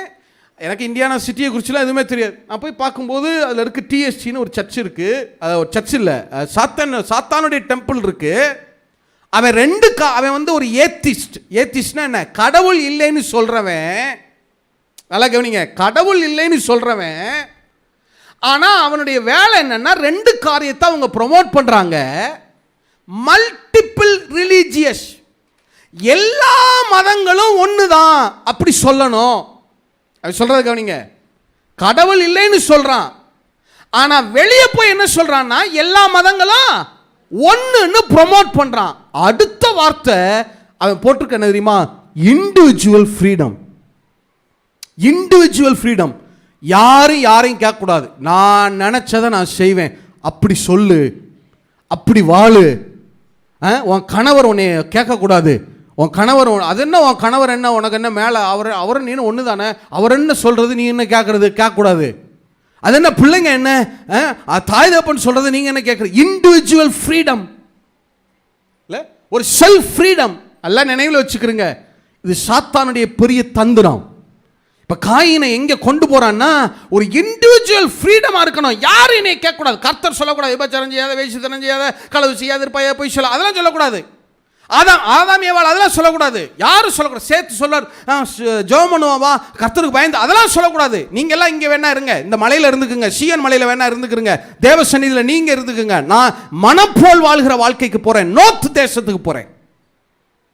நோர்த்துன்னு அந்த இடத்துக்கு நான் பேர் வைக்கிறேன். என் இஷ்டத்துக்கு நான் செய்யலாம். நான் ஒன்று சொல்லட்டுமா, இண்டிவிஜுவல் ஃப்ரீடமாக நான் இருக்கணும்னு ஒரு மனுஷன் நினச்சான்னா அது ஃப்ரீடமே கிடையாது. அது என்ன அர்த்தம் தெரியுமா, சாத்தானுடைய கண்ட்ரோலுக்குள்ளே போகிறான்னு அர்த்தம். ஒன்று கர்த்தர்ட்ட இருக்கணும், இல்லைன்னா யார்கிட்ட இருக்கணும். உண்மை தானே, ஒன்று கர்த்தர்ட்ட இருக்க முடியும், இல்லைன்னா யார்கிட்ட இருக்கணும், வெளிச்சத்தில் இருக்கணும், இல்லைன்னா யார்கிட்ட போயிடணும், இருளுக்குள்ளே போயிடணும். அப்போ கர்த்தர்ட்ட இல்லை, கர்த்தர் சொல்லுகிறபடி நீதிக்கு உட்பட்டு நான் வாழ மாட்டேன், வாழ முடியாதுன்னு சொன்னால் நீ எங்கே தான் இருக்க முடியும். அடுத்து சாத்தானுடைய கண்ட்ரோலில். நிறைய பேர் நினைக்கிறாங்க நான் இண்டிவிஜுவல் ஃப்ரீடமாக இருக்கிறேன். அந்த உணர்வு வந்துச்சுன்னா நான் சொல்கிறேன், அதை தூக்கி போட்டுருங்க. கர்த்தருக்குள்ள கட்டுப்பாடுள்ள வாழ்க்கை தான் பாதுகாப்பானது. எத்தனை பேர் ஆமேன்னு சொல்ல முடியும்? உங்கள் பிள்ளைகளுக்கு சொல்லுங்க, கணவன் மனைவி சொல்லுங்க, கட்டுப்பாடு உள்ள வாழ்க்கை. நீ என்னை கேட்கக்கூடாது, நான் உனக்கு ரெஸ்பான்சிபிலிட்டி இல்லை சொல்லாதீங்க. இல்லை பிள்ளைங்க தாய் தகப்பன்ட்ட எனக்கு தெரியும், எனக்கு என்ன செய்யறதுன்னு எனக்கு தெரியும், நான் வந்து அடல்ட், இப்போ எனக்கு வயசாயிடுச்சு, எனக்கு 18 வயசு ஆயிடுச்சு, எனக்கு தெரியும் சொல்லாதீங்க. இல்லை அப்போ இப்போ இந்த சீயோன் மலையிலிருந்து காயின் புறப்பட்டு போகிறான். அதன் மூலமாக தான் ஒரு பெரிய சந்ததி உருவாக ஆரம்பிக்குது. சத்தமாக சொல்லுங்க, எங்கே புறப்பட்டு போனான்னா கிழக்கே. சத்தமாக சொல்லுங்க, எங்கே புறப்பட்டு போகிறான்.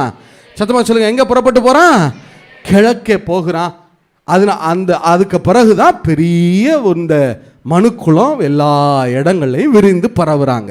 இப்போ சொல்லுங்க, எந்த மலைக்கு கிழக்க புறப்பட்டு போகிறான்? எருசலேம் சீயோன் மலைக்கு போறானா? அதனால தான் இந்த எருசலேமுக்கு இந்த கிழக்கு பகுதியில் நம்ம இருக்கிறோம்ல, இந்த கிழக்காசிய நாடுகள்னு சொல்றாங்க பாருங்க. இந்தியா, சீனா, ரஷ்யா, இந்த இந்தோனேஷியா, இந்த பெரிய நாடுகள் இதெல்லாம் இருக்கு பாருங்க. இங்கே தான் பெரிய ஜனக்கூட்டம் பெருசாக உருவாகிருக்கு. அவங்க மூலமாக தான் இந்த எருசலேம் பட்டணத்துக்கு கிழக்க ஒரு பெரிய சந்ததி உருவாயிடுச்சு. பெரிய சந்ததி. உங்களுக்கு தெரியுமா, உலகத்தில் 800 கோடி பேர் இருக்காங்க மொத்தம். அதில் 500 கோடி பேர் எருசலேமுக்கு கிழக்கே இந்த கிழக்காசிய நாடுகளில் தான் வாழ்கிறாங்க. எருசலேமுக்கு எங்கே வாழ்கிறாங்க? கிழக்காசிய நாடுகள்னு சொல்கிறோம் இல்லையா? இந்த கிழக்காசிய நாடுகளில் தான் என்ன செய்கிறாங்க? வாழ்கிறாங்க. அதனால தான் ஆண்டவருடைய நட்சத்திரம். ஏன்னா இந்த உலகத்தில் இருக்கிறதுல 160 பேர், 100 பேர் எடுத்துக்கிட்டா 60 பேர் இந்த எருசலேம் பட்டணத்துக்கு கிழக்க தான் பெரிய ஜனத்தொகை இங்கே தான் இருக்குது. நிறைய பேர் நினைக்கிறாங்கன்னா அமெரிக்காவில் கிளைமேட் நல்லா இருக்கும், ஆஸ்திரேலியாவில் கிளைமேட் நல்லா. உண்மை என்னென்னா உலகத்தில் பெஸ்ட்டான தட்பவெட்பம் இந்த ஆசியா நாடுகளில் தான் வைக்கப்பட்டிருக்கிறது.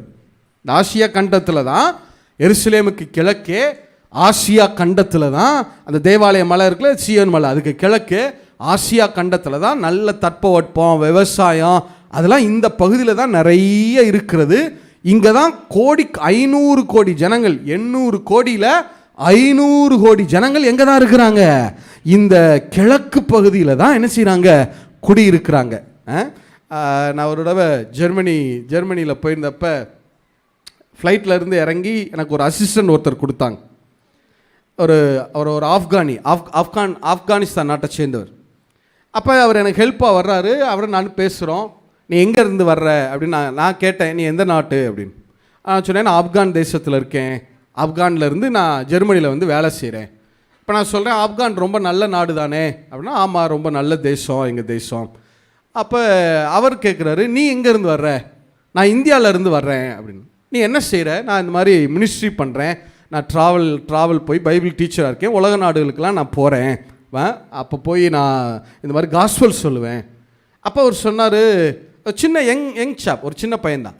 அப்போ அவன் சொன்னான், நீ ஏன் இந்தியாவில் இருக்கிற இந்தியன் பாஸ்போர்ட் மட்டும் வச்சுக்காத, நீ வந்து யூரோப் கண்ட்ரியில் இல்லைன்னா அமெரிக்காவில் ஒரு பாஸ்போர்ட் வாங்கிக்கிட்டீங்கன்னா நீ உலகம் எங்கே என்ன செய்ய முடியும்? உன்னால் ஈஸியாக ட்ராவல் பண்ண முடியும். ஆசியன் பாஸ்போர்ட்டை விட அமெரிக்கா மற்ற நாடுகள் யூரோப்புடைய பாஸ்போர்ட்டுக்கு நல்ல வேல்யூ உண்டு. நீ நிறையா நாடுகளுக்கு விசா எடுக்காமலே என்ன செய்யலாம்? அவனுடைய ஒப்பீனியனை சொல்கிறான். அப்படி அவனுடைய ஒப்பீனியனை சொல்கிறான். ஆசியன் பாஸ்போர்ட்டை விட யூரோப் பாஸ்போர்ட்டுக்கு என்ன உண்டு? நல்ல வேல்யூ உண்டு. நீ ஈஸியாக போகலாம். யாரும் உன்னை என்ன செய்ய மாட்டாங்க? தடை செய்ய மாட்டாங்க. அன்றைக்கி இரவு நான் படுத்திருக்கிறப்ப இந்த தாட் எனக்கு வருது. அண்டர் அவன் சொன்னது கரெக்டு தானே? இப்போ இந்தியன் அவன் என்ன சொல்கிறான்னா, இந்தியாவில் இருக்காத வேறு நாட்டுக்கு போயிருன்னு சொல்கிறான். அவன் சொல்கிற அர்த்தம் அதுதான். ஐரோப்பாவுக்கு வேறு அது அந்த என்னுடைய எண்ணம் இல்லை, நீங்கள் அப்படி தப்பாக புரிஞ்சிடக்கூடாது. அவன் சொல்கிறான், இந்தியாவில் இருந்தீங்கன்னா வெளிநாடுகளுக்கு போகிறது உனக்கு கொஞ்சம் கஷ்டமாக இருக்கும். வேறு ஏதாவது ஒரு நாட்டுக்கு, அமெரிக்கா இல்லை வேறு ஏதாவது ஒரு நாடுகளில் இருந்தீங்கன்னா உனக்கு ஈஸியாக இருக்கும் தானே அப்படின்னு சொல்கிறான். அப்போ நான் நைட் படுத்துட்டு, ஆண்டவரே அவன் சொன்னது கரெக்டு தானே, இந்தியன் பாஸ்போர்ட்டை விட ஆசியன் பாஸ்போர்ட்டை விட வேறு நாடுகளில் இருந்தால் அமெரிக்கா, ஆஸ்திரேலியா, யூரோப்பா எங்கேயாவது இருந்துச்சுன்னா அது ஈஸியாக இருக்குல்ல ட்ராவலுக்கு அப்படின்னு சொல்லி நான் முடிக்கிறதுக்குள்ள ஒரு சத்தம் எனக்குள்ள, இங்கே பார், நான் அமெரிக்காவில் உள்ள சபைகளுக்கு எழுதுகிறதாவதுன்னு எழுதலை, ஆஸ்திரேலியாவில் உள்ள சபைகளுக்கு எழுதுகிறதாவதுன்னு எழுதலை, ஐரோப்பாவில் உள்ள சபைகளுக்கு எழுதுகிறதாவதுன்னு எழுதலை, ஆசியாவில் உள்ள சபைகளுக்கு எழுதுகிறதாவது. எத்தனை பேர் ஆமீன் சொல்ல முடியும்? என் சபையினுடைய ரூட்டை நான் எந்த கண்டத்தில் தான் வச்சிருக்கிறேன்? நான் எருசலேமுக்கு கிழக்கு ஆசியாவில் தான் வச்சிருக்கிறேன். எத்தனை பேர் ஆமீன் சொல்ல முடியும்? நான் உன்னை ஆசியாவில் வச்சிருக்கேன்னா காரணம் இருக்குது. சத்தம் என்ன செய்யக்கூடாது? பேசாமல் இருக்கணும். உண்மை தானே? எருசலேமுக்கு கிழக்கு இந்த ஆசியாவில் தான் சபைகள். வெளிப்படுத்தல் 1:4 வாசிங்க. Revelation chapter 1:4. யோவான் ஆசியாவில் உள்ள 7 சபைகளுக்கும் எழுதுகிறதாவது, ஆசியாவில் உள்ள சபைகளுக்கு எழுதுகிறதாவது. இல்ல, ஆண்டவர் சபைகளுடைய ரூட்டை எங்க வச்சார்னா எருசலேமுக்கு கிழக்கே ஆசியாவில் தான் சபைகளுடைய ரூட்டை வச்சார். இல்ல, அதே அதிகாரம் 11 வசனமா வெளிப்படுத்தல் 1:11 வாசிங்களே. அது நான் அல்பாவும் ஒமேகாவும் முந்தினவரும் பிந்தினவருமாய் இருக்கிறேன். நீ காண்கிறதை ஒரு புஸ்தகத்தில் எழுதி. எல்லாரும் சேர்ந்து வாசிங்க. வெளிப்படுத்தல் 1:11 சேர்ந்து வாசிங்க. எல்லாரும் திருப்பி வாசிங்க பார்க்கலாம். சேர்ந்து வாசிங்க. முடிக்க போறோம். எல்லாரும் சேர்ந்து வாசிங்க. அது நான் அல்பாவும் ஒமேகாவும் முந்தினவரும் பிந்தினவருமாய் இருக்கிறேன். நீ காண்கிறதை ஒரு புஸ்தகத்தில் எழுதி ஆசியாவில் இருக்கிற. எங்கயா? ஆசியாவில் இருக்கிற. அப்படின்னா என்ன அர்த்தம்? எருசலேமுக்கு எந்த திசையில் இருக்கிற? அதனாலதான் ஆசியாவில் இருக்கிற எபேசு, சிமிர்னா, பெர்கமு, தியத்தீரா, சர்தை, பிலதெல்பியா, லவோதிக்கேயா என்னும் பட்டணங்களில் உள்ள 7 சபைகளுக்கும் அனுப்பு என்று விளம்பினது. அப்ப ஆண்டவர் ஏன் தம்முடைய நட்சத்திரத்தை கிழக்கிலே உதயம் பண்ணினார்னா, இங்கே தான் சபை எருசலேமுக்கு கிழக்கே இந்த ஆசிய நாடுகளில் தான் சபையினுடைய ரூட்டு ஸ்தாபிக்கப்பட்டிருக்கிறது. எத்தனை பேர் ஆமேன்னு சொல்ல முடியும்? நீங்கள் நினைக்காதீங்க, நான் ஐரோப்பாவில் பிறக்கல, அமெரிக்காவில் இருக்கல, ஆஸ்திரேலியாவில் இருக்கல. நான் கர்த்தருடைய நாமத்தில் உங்களுக்கு சொல்கிறேன், வரும் நாடுகளில் இந்த ஆசிய கண்டத்தில் இருக்கிற நாடுகள், வரும் நாட்களில் இந்த ஆசிய கண்டத்தில் இருக்கிற நாடுகள் தான் மிகப்பெரிய அளவில் வளர்ச்சி அடைய போகிறது. உலகம் மீண்டுமா எங்கே திரும்பி வரப்போகிறது? எதை நோக்கி திரும்பி வரும்? இந்த ஆசிய கண்டத்தை நோக்கி தான் திரும்பி வரும். ஏன்னா சபையினுடைய அஸ்திவாரம் எங்கே வைக்கப்பட்டிருக்கிறது.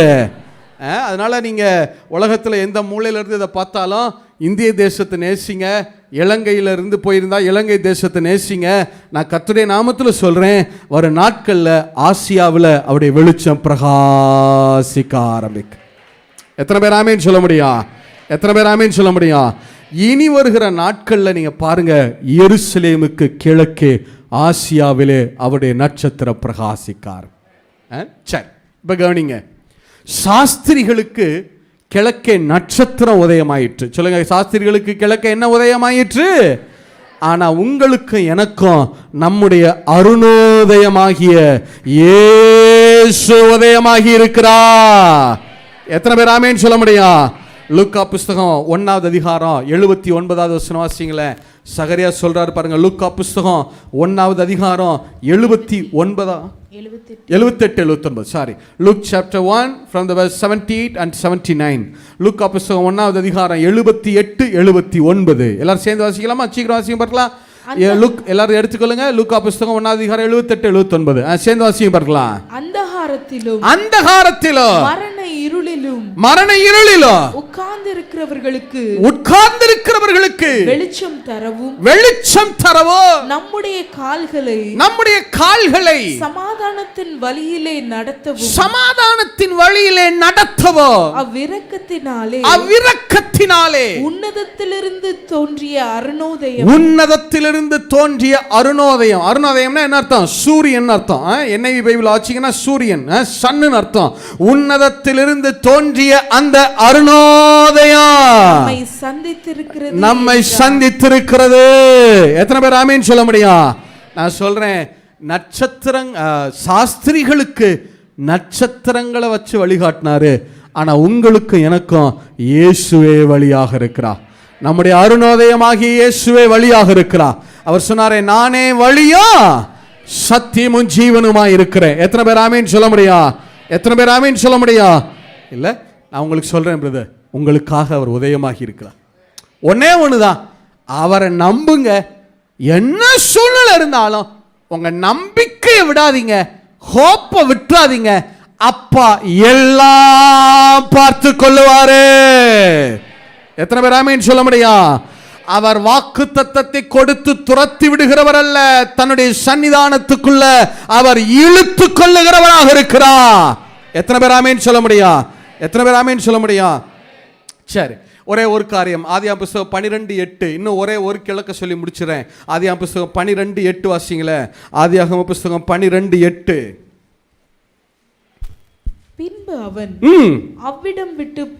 பின்பு ஆபிரகாம் அவ்விடம் விட்டு பெயர்ந்து பெத்தேலுக்கு கிழக்கே இருக்கும் மலைக்கு போய் பெத்தேல் தனக்கு மேற்காகவோ ஆயி கிழக்காகவும் இருக்க கூடாரம் போட்டு அங்கே கர்த்தருக்கு ஒரு பலிபீடத்தை கட்டி கர்த்தருடைய நாமத்தை தொழுது கொண்டார். சரி, இப்ப கவனிங்க, என்ன பாருங்க, உங்களுக்கு புரியும்படியா சொல்றேன். இப்ப ஆபிரகாம் ஒரு மலைக்கு வந்திருக்கிறார். ஒரு மலை ஏற்கனவே இருந்த இடத்தை விட்டுட்டு, நல்லா கவனிங்க, ஆபிரகாம் ஒரு மலைக்கு வந்திருக்கிறார். மலையில கூடாரம் போடுறார். எப்படி கூடாரம் போடுறார்னா, நல்லா கவனிங்க, ஒரு பக்கம் ஆயி பட்டணம் இருக்கிறது. சொல்லுங்க, ஒரு பக்கம் என்ன பட்டணம் இருக்கு? ஆயி பட்டணம் இருக்கு. கிழக்கு திசையில ஆயி பட்டணம் இருக்கு. சொல்லுங்க, கிழக்கு திசையில என்ன பட்டணம் இருக்கு? இப்ப சூரியன் உதயமாகி இந்த பக்கம் வருது பாருங்க, வெளிச்சம் வருது பாருங்க. கிழக்கு பக்கம் ஆயி பட்டணம். இந்த பக்கம் மேற்க பெத்தேல் இருக்கிறது. சொல்லுங்க, மேற்க எங்க இருக்கிறது? என்ன இருக்கிறது? பெத்தேல் இருக்கு. பெத்தேல்னா என்ன அர்த்தம்? தேவனுடைய வீடு. சொல்லுங்க, தேவனுடைய வீடு, ஹவுஸ் ஆஃப் காட், தேவனுடைய வீடு. இப்ப பெத்தேல் மலை மேல உட்கார்ந்து ஆண்டவர் கிழக்கு நோக்கி அப்படி வீற்றிருக்கிறார். அப்போ அவர் கிழக்குல தானே பார்த்து உட்காருவார். அப்படி கிழக்கு நோக்கி என்ன செய்யறாரு? வீற்றிருக்கிறார். இது பெத்தேல் மலை. இந்த பக்கம் என்ன மலை இருக்கிறது? ஆயி மலை இருக்கிறது. சொல்லுங்க, இந்த பக்கம் என்ன மலை இருக்கு? அந்த பக்கம் என்ன மலை இருக்கு? பெத்தேல் இருக்கு. கர்த்தர் எந்த திசையை நோக்கி உட்கார்ந்து இருக்கிறாரு? கிழக்க நோக்கி. இப்ப ஆபிரகாமுக்கு 2 வாய்ப்பு இருக்கு. ஒன்று, கிழக்க இருக்கிற ஆயை பார்க்கலாம், இப்படி பார்த்து இவரும் சூரியனை பார்த்து இப்படி உட்காரலாம், கூடாரம் போடலாம். எல்லாரும் அப்படி தான் போடுவாங்க. சூரியனை பார்த்து தான் கூடாரம் என்ன செய்வாங்க? போடுவாங்க. அப்போ தான் வெளிச்சம் உள்ள வரும். ஏன்னா அப்போல்லாம் லைட்டு கிடையாதுல்ல. இப்போ இருக்கிற மாதிரி வீட்டில் விளக்கு லைட்லாம் என்ன இல்லை, யூபிஎஸ்லாம் கிடையாது தானே. கிழக்க பார்த்து தான் கூடாரம் போடும். கிழக்க பார்த்து கூடாரம் போட்டால் என்ன பட்டணம் இருக்குது? ஆயி பட்டணம். ஏன்னா அந்த காலங்களில் பாருங்கள், எல்லாருமே சூரியனை தான் வணங்குவாங்க. உண்மைதானா? சூரியனை தான் என்ன செய்வாங்க. இப்போ இருக்கிற மாதிரி அப்படி கிடையாது. அப்போல்லாம் வந்து உலகமே எதைத்தான் வணங்குச்சுன்னா சூரியனை தான் என்ன செஞ்சாங்க. அவங்க 5 பூதங்கள்னு சொல்லுவாங்கள்ல, சூரியன், கடல், இந்த மாதிரி இயற்கையை வணங்குவாங்கள்ல. உலகமே சூரியனை பார்த்து தான் கை கும்பிட்டுட்டு என்ன செய்யும், நிற்கும் இல்லை. நமக்கு இந்த பொங்கல் ஹாலிடேஸ்லாம் பாருங்கள், எதை பார்த்தாங்க கும்பிடுறாங்க. நீங்கள் வாட்டுக்கு தமிழர் பண்டிகைன்னு சொல்லிட்டு என்ன வாழ்த்து சொல்லிட்டு இருக்கக்கூடாது, பொங்கல் வாழ்த்து சொல்லக்கூடாது. அது எதை வணங்குறதுக்கு அர்த்தம்? அது சூரியனை. உலகமே சூரியனை பார்த்து நிற்குது. அப்போ ஆபிரகாம் இப்படி பார்த்தாருன்னா ஆயி பட்டணம் கிழக்க இருக்கு. அவர் அதை பார்க்கலாம். ஆயி பட்டணம் என்ன? வளமையான பட்டணம். ஆடு மாடு இருக்கு, எல்லா வசதிகள் இருக்கு, பாவம் பெருகி இருக்கு. அதனாலதான் ஆண்டவர் யோசுவாட்ட சொன்னார், ஆயி பட்டணத்தை என்ன பண்ணிரு, அழிச்சிரு. எரிக்கோவை பிடிச்ச அடுத்த செகண்ட் எதைத்தான் பிடிக்க சொன்னாரு? ஆயி பட்டணத்தை தான் பிடிக்க சொன்னார். ஏன்? அவ்வளவு பாவம் இருக்கு, அவ்வளவு. ஆனா அங்க ஐஸ்வர்யம் இருக்கு, ஆசீர்வாதம் இருக்கு, எல்லாம் இருக்கு. இப்ப ஆபிரகாம் தன் கூடாரத்தை, உலகமே சூரியனை தான் பார்க்குது, நானும் அதையே பார்ப்பேன். உலகமே சூரியனை தான் வணங்குது, நானும் அதை வணங்குவேன். சூரியனால தான் எனக்கு பிழைப்பு, சூரியனால தான் என் விவசாயம், சூரியனால தான் எல்லாம் எனக்கு நடக்குது அப்படின்னு இவனை நிற்கிறதா இருந்தால் நிற்கலாம். நான் ஆயி பட்டணத்தை பார்ப்பேன், ஆயி பட்டணம் தான் எனக்கு எல்லாம், ஆயி பட்டணத்தில் ஐஸ்வர்யம் இருக்கு, ஆயி பட்டணத்தில் ஆசீர்வாதம் இருக்கு, என் மனம் போல வாழலாம், பாவம் செய்யலாம், கூடாரத்தை போடுறதா இருந்தா போடலாம். ஆனா ஆபிரகாம் என்ன செஞ்சான் தெரியுமா? ஆயி பட்டணத்தை நோக்கி கூடாரத்தை போடல, தன்னுடைய கூடாரத்தை பெத்தேல நோக்கி போட்டான். எனக்கு எல்லாம் என் கர்த்தர் தான், எனக்கு சூரியன் முதுகுக்கு பின்னாடி தான், எனக்கு எல்லாம் யாரு தான்? என்னுடைய கர்த்தர் தான். எத்தனை பேர் ஆமேன்னு சொல்ல முடியும்? எத்தனை பேர் ஆமேன்னு சொல்ல முடியும்? உலகமே சூரியனுக்கு முன்னாடி வணங்குச்சு, ஆபிரகாம் சூரியனுக்கு முதுகு காட்டி நின்னான்.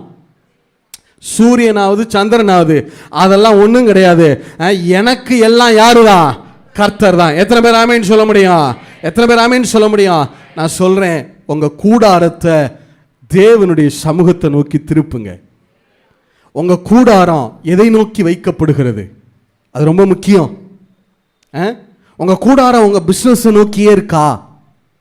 உங்க ஃபேமிலியில எதையே நீங்க யோசிக்கிறீங்க, எதை அதிகம் பேசுறீங்க? தேவனுடைய கூடாரத்தை நோக்கி உங்க ஃபேமிலியை திருப்புங்க, உங்க தொழிலை திருப்புங்க. நான் கர்த்தருக்காக நான் உழைக்கிறேன்னு நினைங்க, கர்த்தருக்கு கொடுக்கறதுக்காக உழைக்கிறேன்னு நினைங்க. என் பிள்ளைங்க கர்த்தருக்காக படிக்கணும்னு நினைங்க, என் பிள்ளைங்களுடைய வாழ்க்கை கர்த்தருக்காக இருக்கணும்னு நினைங்க.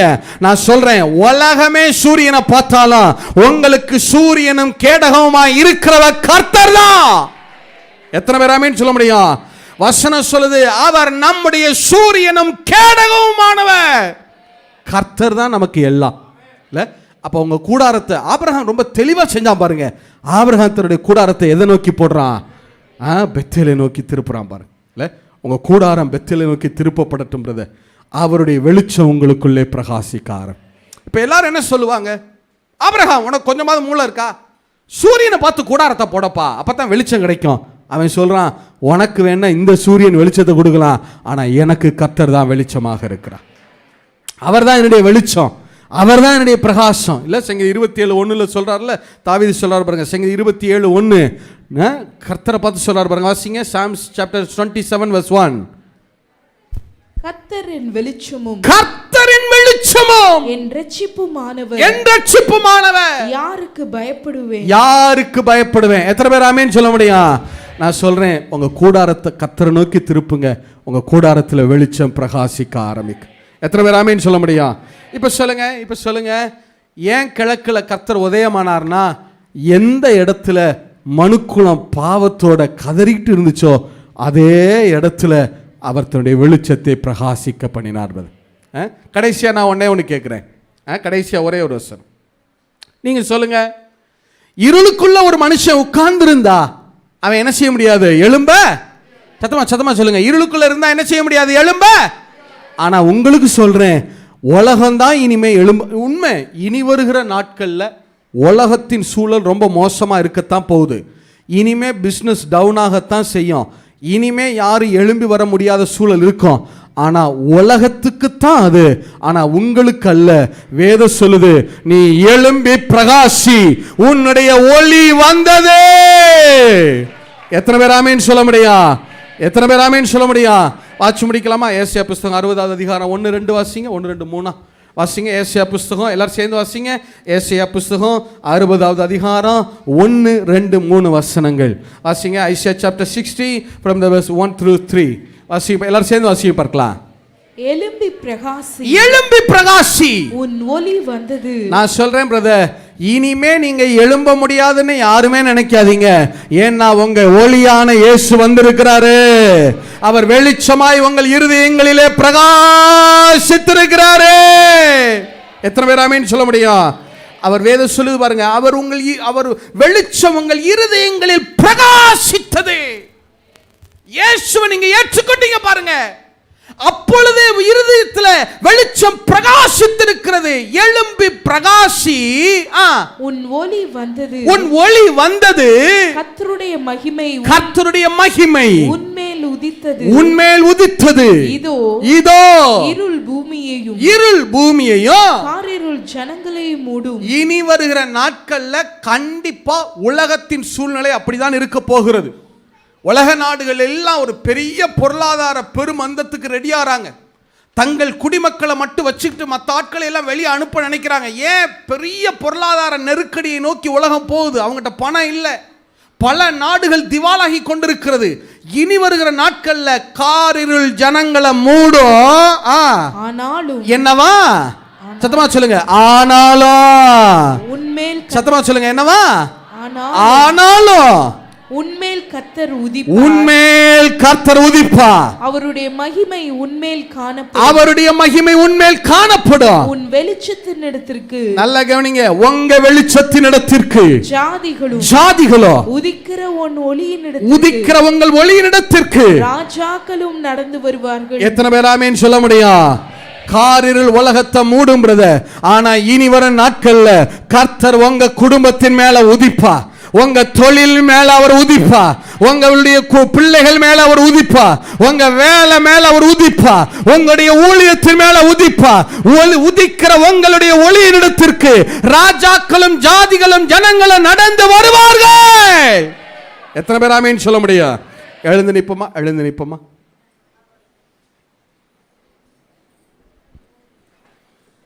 எழுமுங்க. பிரசங்கம் முடிஞ்சிட்டு எழுமுங்க. பிரதர் சிஸ்டர், இந்த காலை வேளையில் கண்களை மூடிக்கொள்ளுங்க. பார்க்கலாம், ஒரு சில நிமிடங்கள் கண்களை மூடிக்கொள்ளுங்க. உள்ளத்தின் ஆழத்திலிருந்து கொஞ்சம் யோசிச்சு பாருங்க. உங்கள் கூடாரத்தை யாரை நோக்கி போட்டிருக்கீங்க? ஆயி பட்டணத்தை நோக்கியா? ஐஸ்வர்யம், ஆசீர்வாதம், பாவம் இருக்கு, மனம் போல் வாழலாம், அப்படி போட்டிருக்கோமா? அல்லது கர்த்தரை நோக்கி நம்முடைய கூடாரம் போடப்பட்டிருக்கிறதா? தேவனுடைய வீட்டை நோக்கி, சபையை நோக்கி, தேவனுடைய ஆலயத்தை நோக்கி, தேவனுடைய சந்நிதியை நோக்கி. இல்லை, உங்கள் இருதயத்தில் ஒரே ஒரு விஷயம், நீங்கள் உங்களை செக் பண்ணுங்க. ஒரு ஃபியூ செகண்ட்ஸ். அது உங்களுக்கும் கர்த்தருக்கு மட்டும்தான் தெரியும். உங்களுக்கும் கர்த்தருக்கு மட்டும்தான் தெரியும். நான் எதை அதிகம் யோசிக்கிறேன், எதுக்கு அதிகம் பிரயாசப்படுறேன், எதை நோக்கி நான் ஓடிக்கொண்டிருக்கிறேன், என்னுடைய குடும்பம், என் பிள்ளைங்களை எதுக்காக படிக்க வைக்கிறேன், நான் எதுக்காக வேலை செய்கிறேன், நான் எதுக்காக என்னுடைய காரியங்களை எல்லாம் செய்கிறேன், நான் நல்லா இருக்கணும், உலகத்தை அனுபவிக்கிறதுக்காக இதெல்லாம் செய்கிறேனா, இல்லை தேவனுடைய காரியங்களுக்காக செய்கிறேனா? உங்கள் கூடாரத்தை இன்னைக்கு பெத்தேலை நோக்கி, தேவனுடைய சந்நிதியை நோக்கி திருப்புங்க பிரதர். உங்கள் கூடாரம் தேவனுடைய சன்னிதானத்தை நோக்கி போடப்படட்டும். நான் சொல்கிறேன், உலகத்தை காரிருள் மூடினாலும் இனி வருகிற நாட்களில் கர்த்தர் உங்கள் மேலே உதிப்பா. நான் டிக்ளேர் பண்றேன் பிரதர், இதுவரைக்கும் நீங்க எழும்ப முடியாம இருந்தீங்கல்ல, இந்த கிறிஸ்மஸ் நாள்ல இருந்து நான் டிக்ளேர் பண்றேன், இனி வருகிற நாட்கள்ல உங்க ஊழியம் இன்னும் அதிகமாக எழும்பா. உங்க தொழில கர்த்தர் எழும்ப பண்ணுவாரு, உங்க பிள்ளைகளை எழும்ப பண்ணுவாரு, உங்க குடும்பத்தை எழும்ப பண்ணுவாரு, உங்க பொருளாதாரத்தை எழும்ப பண்ணுவாரு. உங்க ஆசீர்வாதங்களை அவர் எழும்பி வர பண்ணுவார். எத்தனை பேர் ஆமென் சொல்ல முடியும்? எத்தனை பேர் ஆமென் சொல்ல முடியும்? நல்ல தகப்பனே, உங்க சமூகத்தில் வருகிறோம். உள்ளத்தின் ஆழத்திலிருந்து உங்க பிள்ளைகளை ஆண்டவரை நாங்கள் பிளஸ் பண்றோம். இந்த கால வேளையில் நாங்கள் மனதார உங்களை நோக்கி பார்க்கிறோம். ஆண்டவரே, கிழக்குல எங்களுக்காக நட்சத்திரத்தை பிரகாசிக்க செய்தவர், எங்க இருதயங்கள்ல அருணோதயமாய் உதித்தவர், எங்க இருதயங்கள்ல வெளிச்சமாய் பிரகாசித்த இயேசுவை நாங்கள் நோக்கி பார்க்கிறோம். எங்க கூடாரம் இயேசுவை நோக்கி போடப்படுவதாக, எங்க கூடாரம் ஆலயத்தை நோக்கி போடப்படுவதாக, எங்க கூடார தொழில் எல்லாம் தேவனுடைய சந்நிதியை நோக்கி போடப்படுவதாக நாங்க மனதார சொல்லுகிறோம்ப்பா. இனி வருகிற நாட்கள்ல நாங்க எழும்புவோம் ஆண்டவரே. இயேசுவின் நாட்களை நாங்க டிக்ளேர் பண்ணுகிறோம் ஆண்டவரே. இயேசுவின் நாமத்துல நாங்க டிக்ளேர் பண்ணுகிறோம். இனி நாங்க எழும்புவோம். எங்க பிள்ளைங்க எழும்புவாங்க, எங்க ஊழியம் எழும்பும், எங்க சபை எழும்பும், எங்க தேசம் எழும்பும். இந்த ஆசியா கண்டத்தை தேவன் எழும்ப பண்ணுவீராக. எஸ் ஃபாதர், நீங்க அப்படி செய்வீங்கிற நம்பிக்கையில ஆண்டவரே மனதார ஜனங்களை பிளஸ் பண்றோம்ப்பா. இவங்க காத்திருப்பெல்லாம் இந்த வருஷத்தோடு முடிவுக்கு வருவதாக. எந்த பகுதியிலெல்லாம் உங்க பிள்ளைகளுடைய எல்லைகளில் இருள் இருக்கிறதோ அந்த இருள் இல்லை, உம்முடைய வெளிச்சம் பிரகாசித்தது ஆண்டவரே. இவர்களை அருணோதயம் சந்தித்ததுன்னு நாங்க டிக்ளேர் பண்றோம் ஆண்டவரே. எஸ் ஃபாதர், அப்படி சொல்லி உங்க பிள்ளைகளை நாங்க மனதார பிளஸ் பண்றோம்.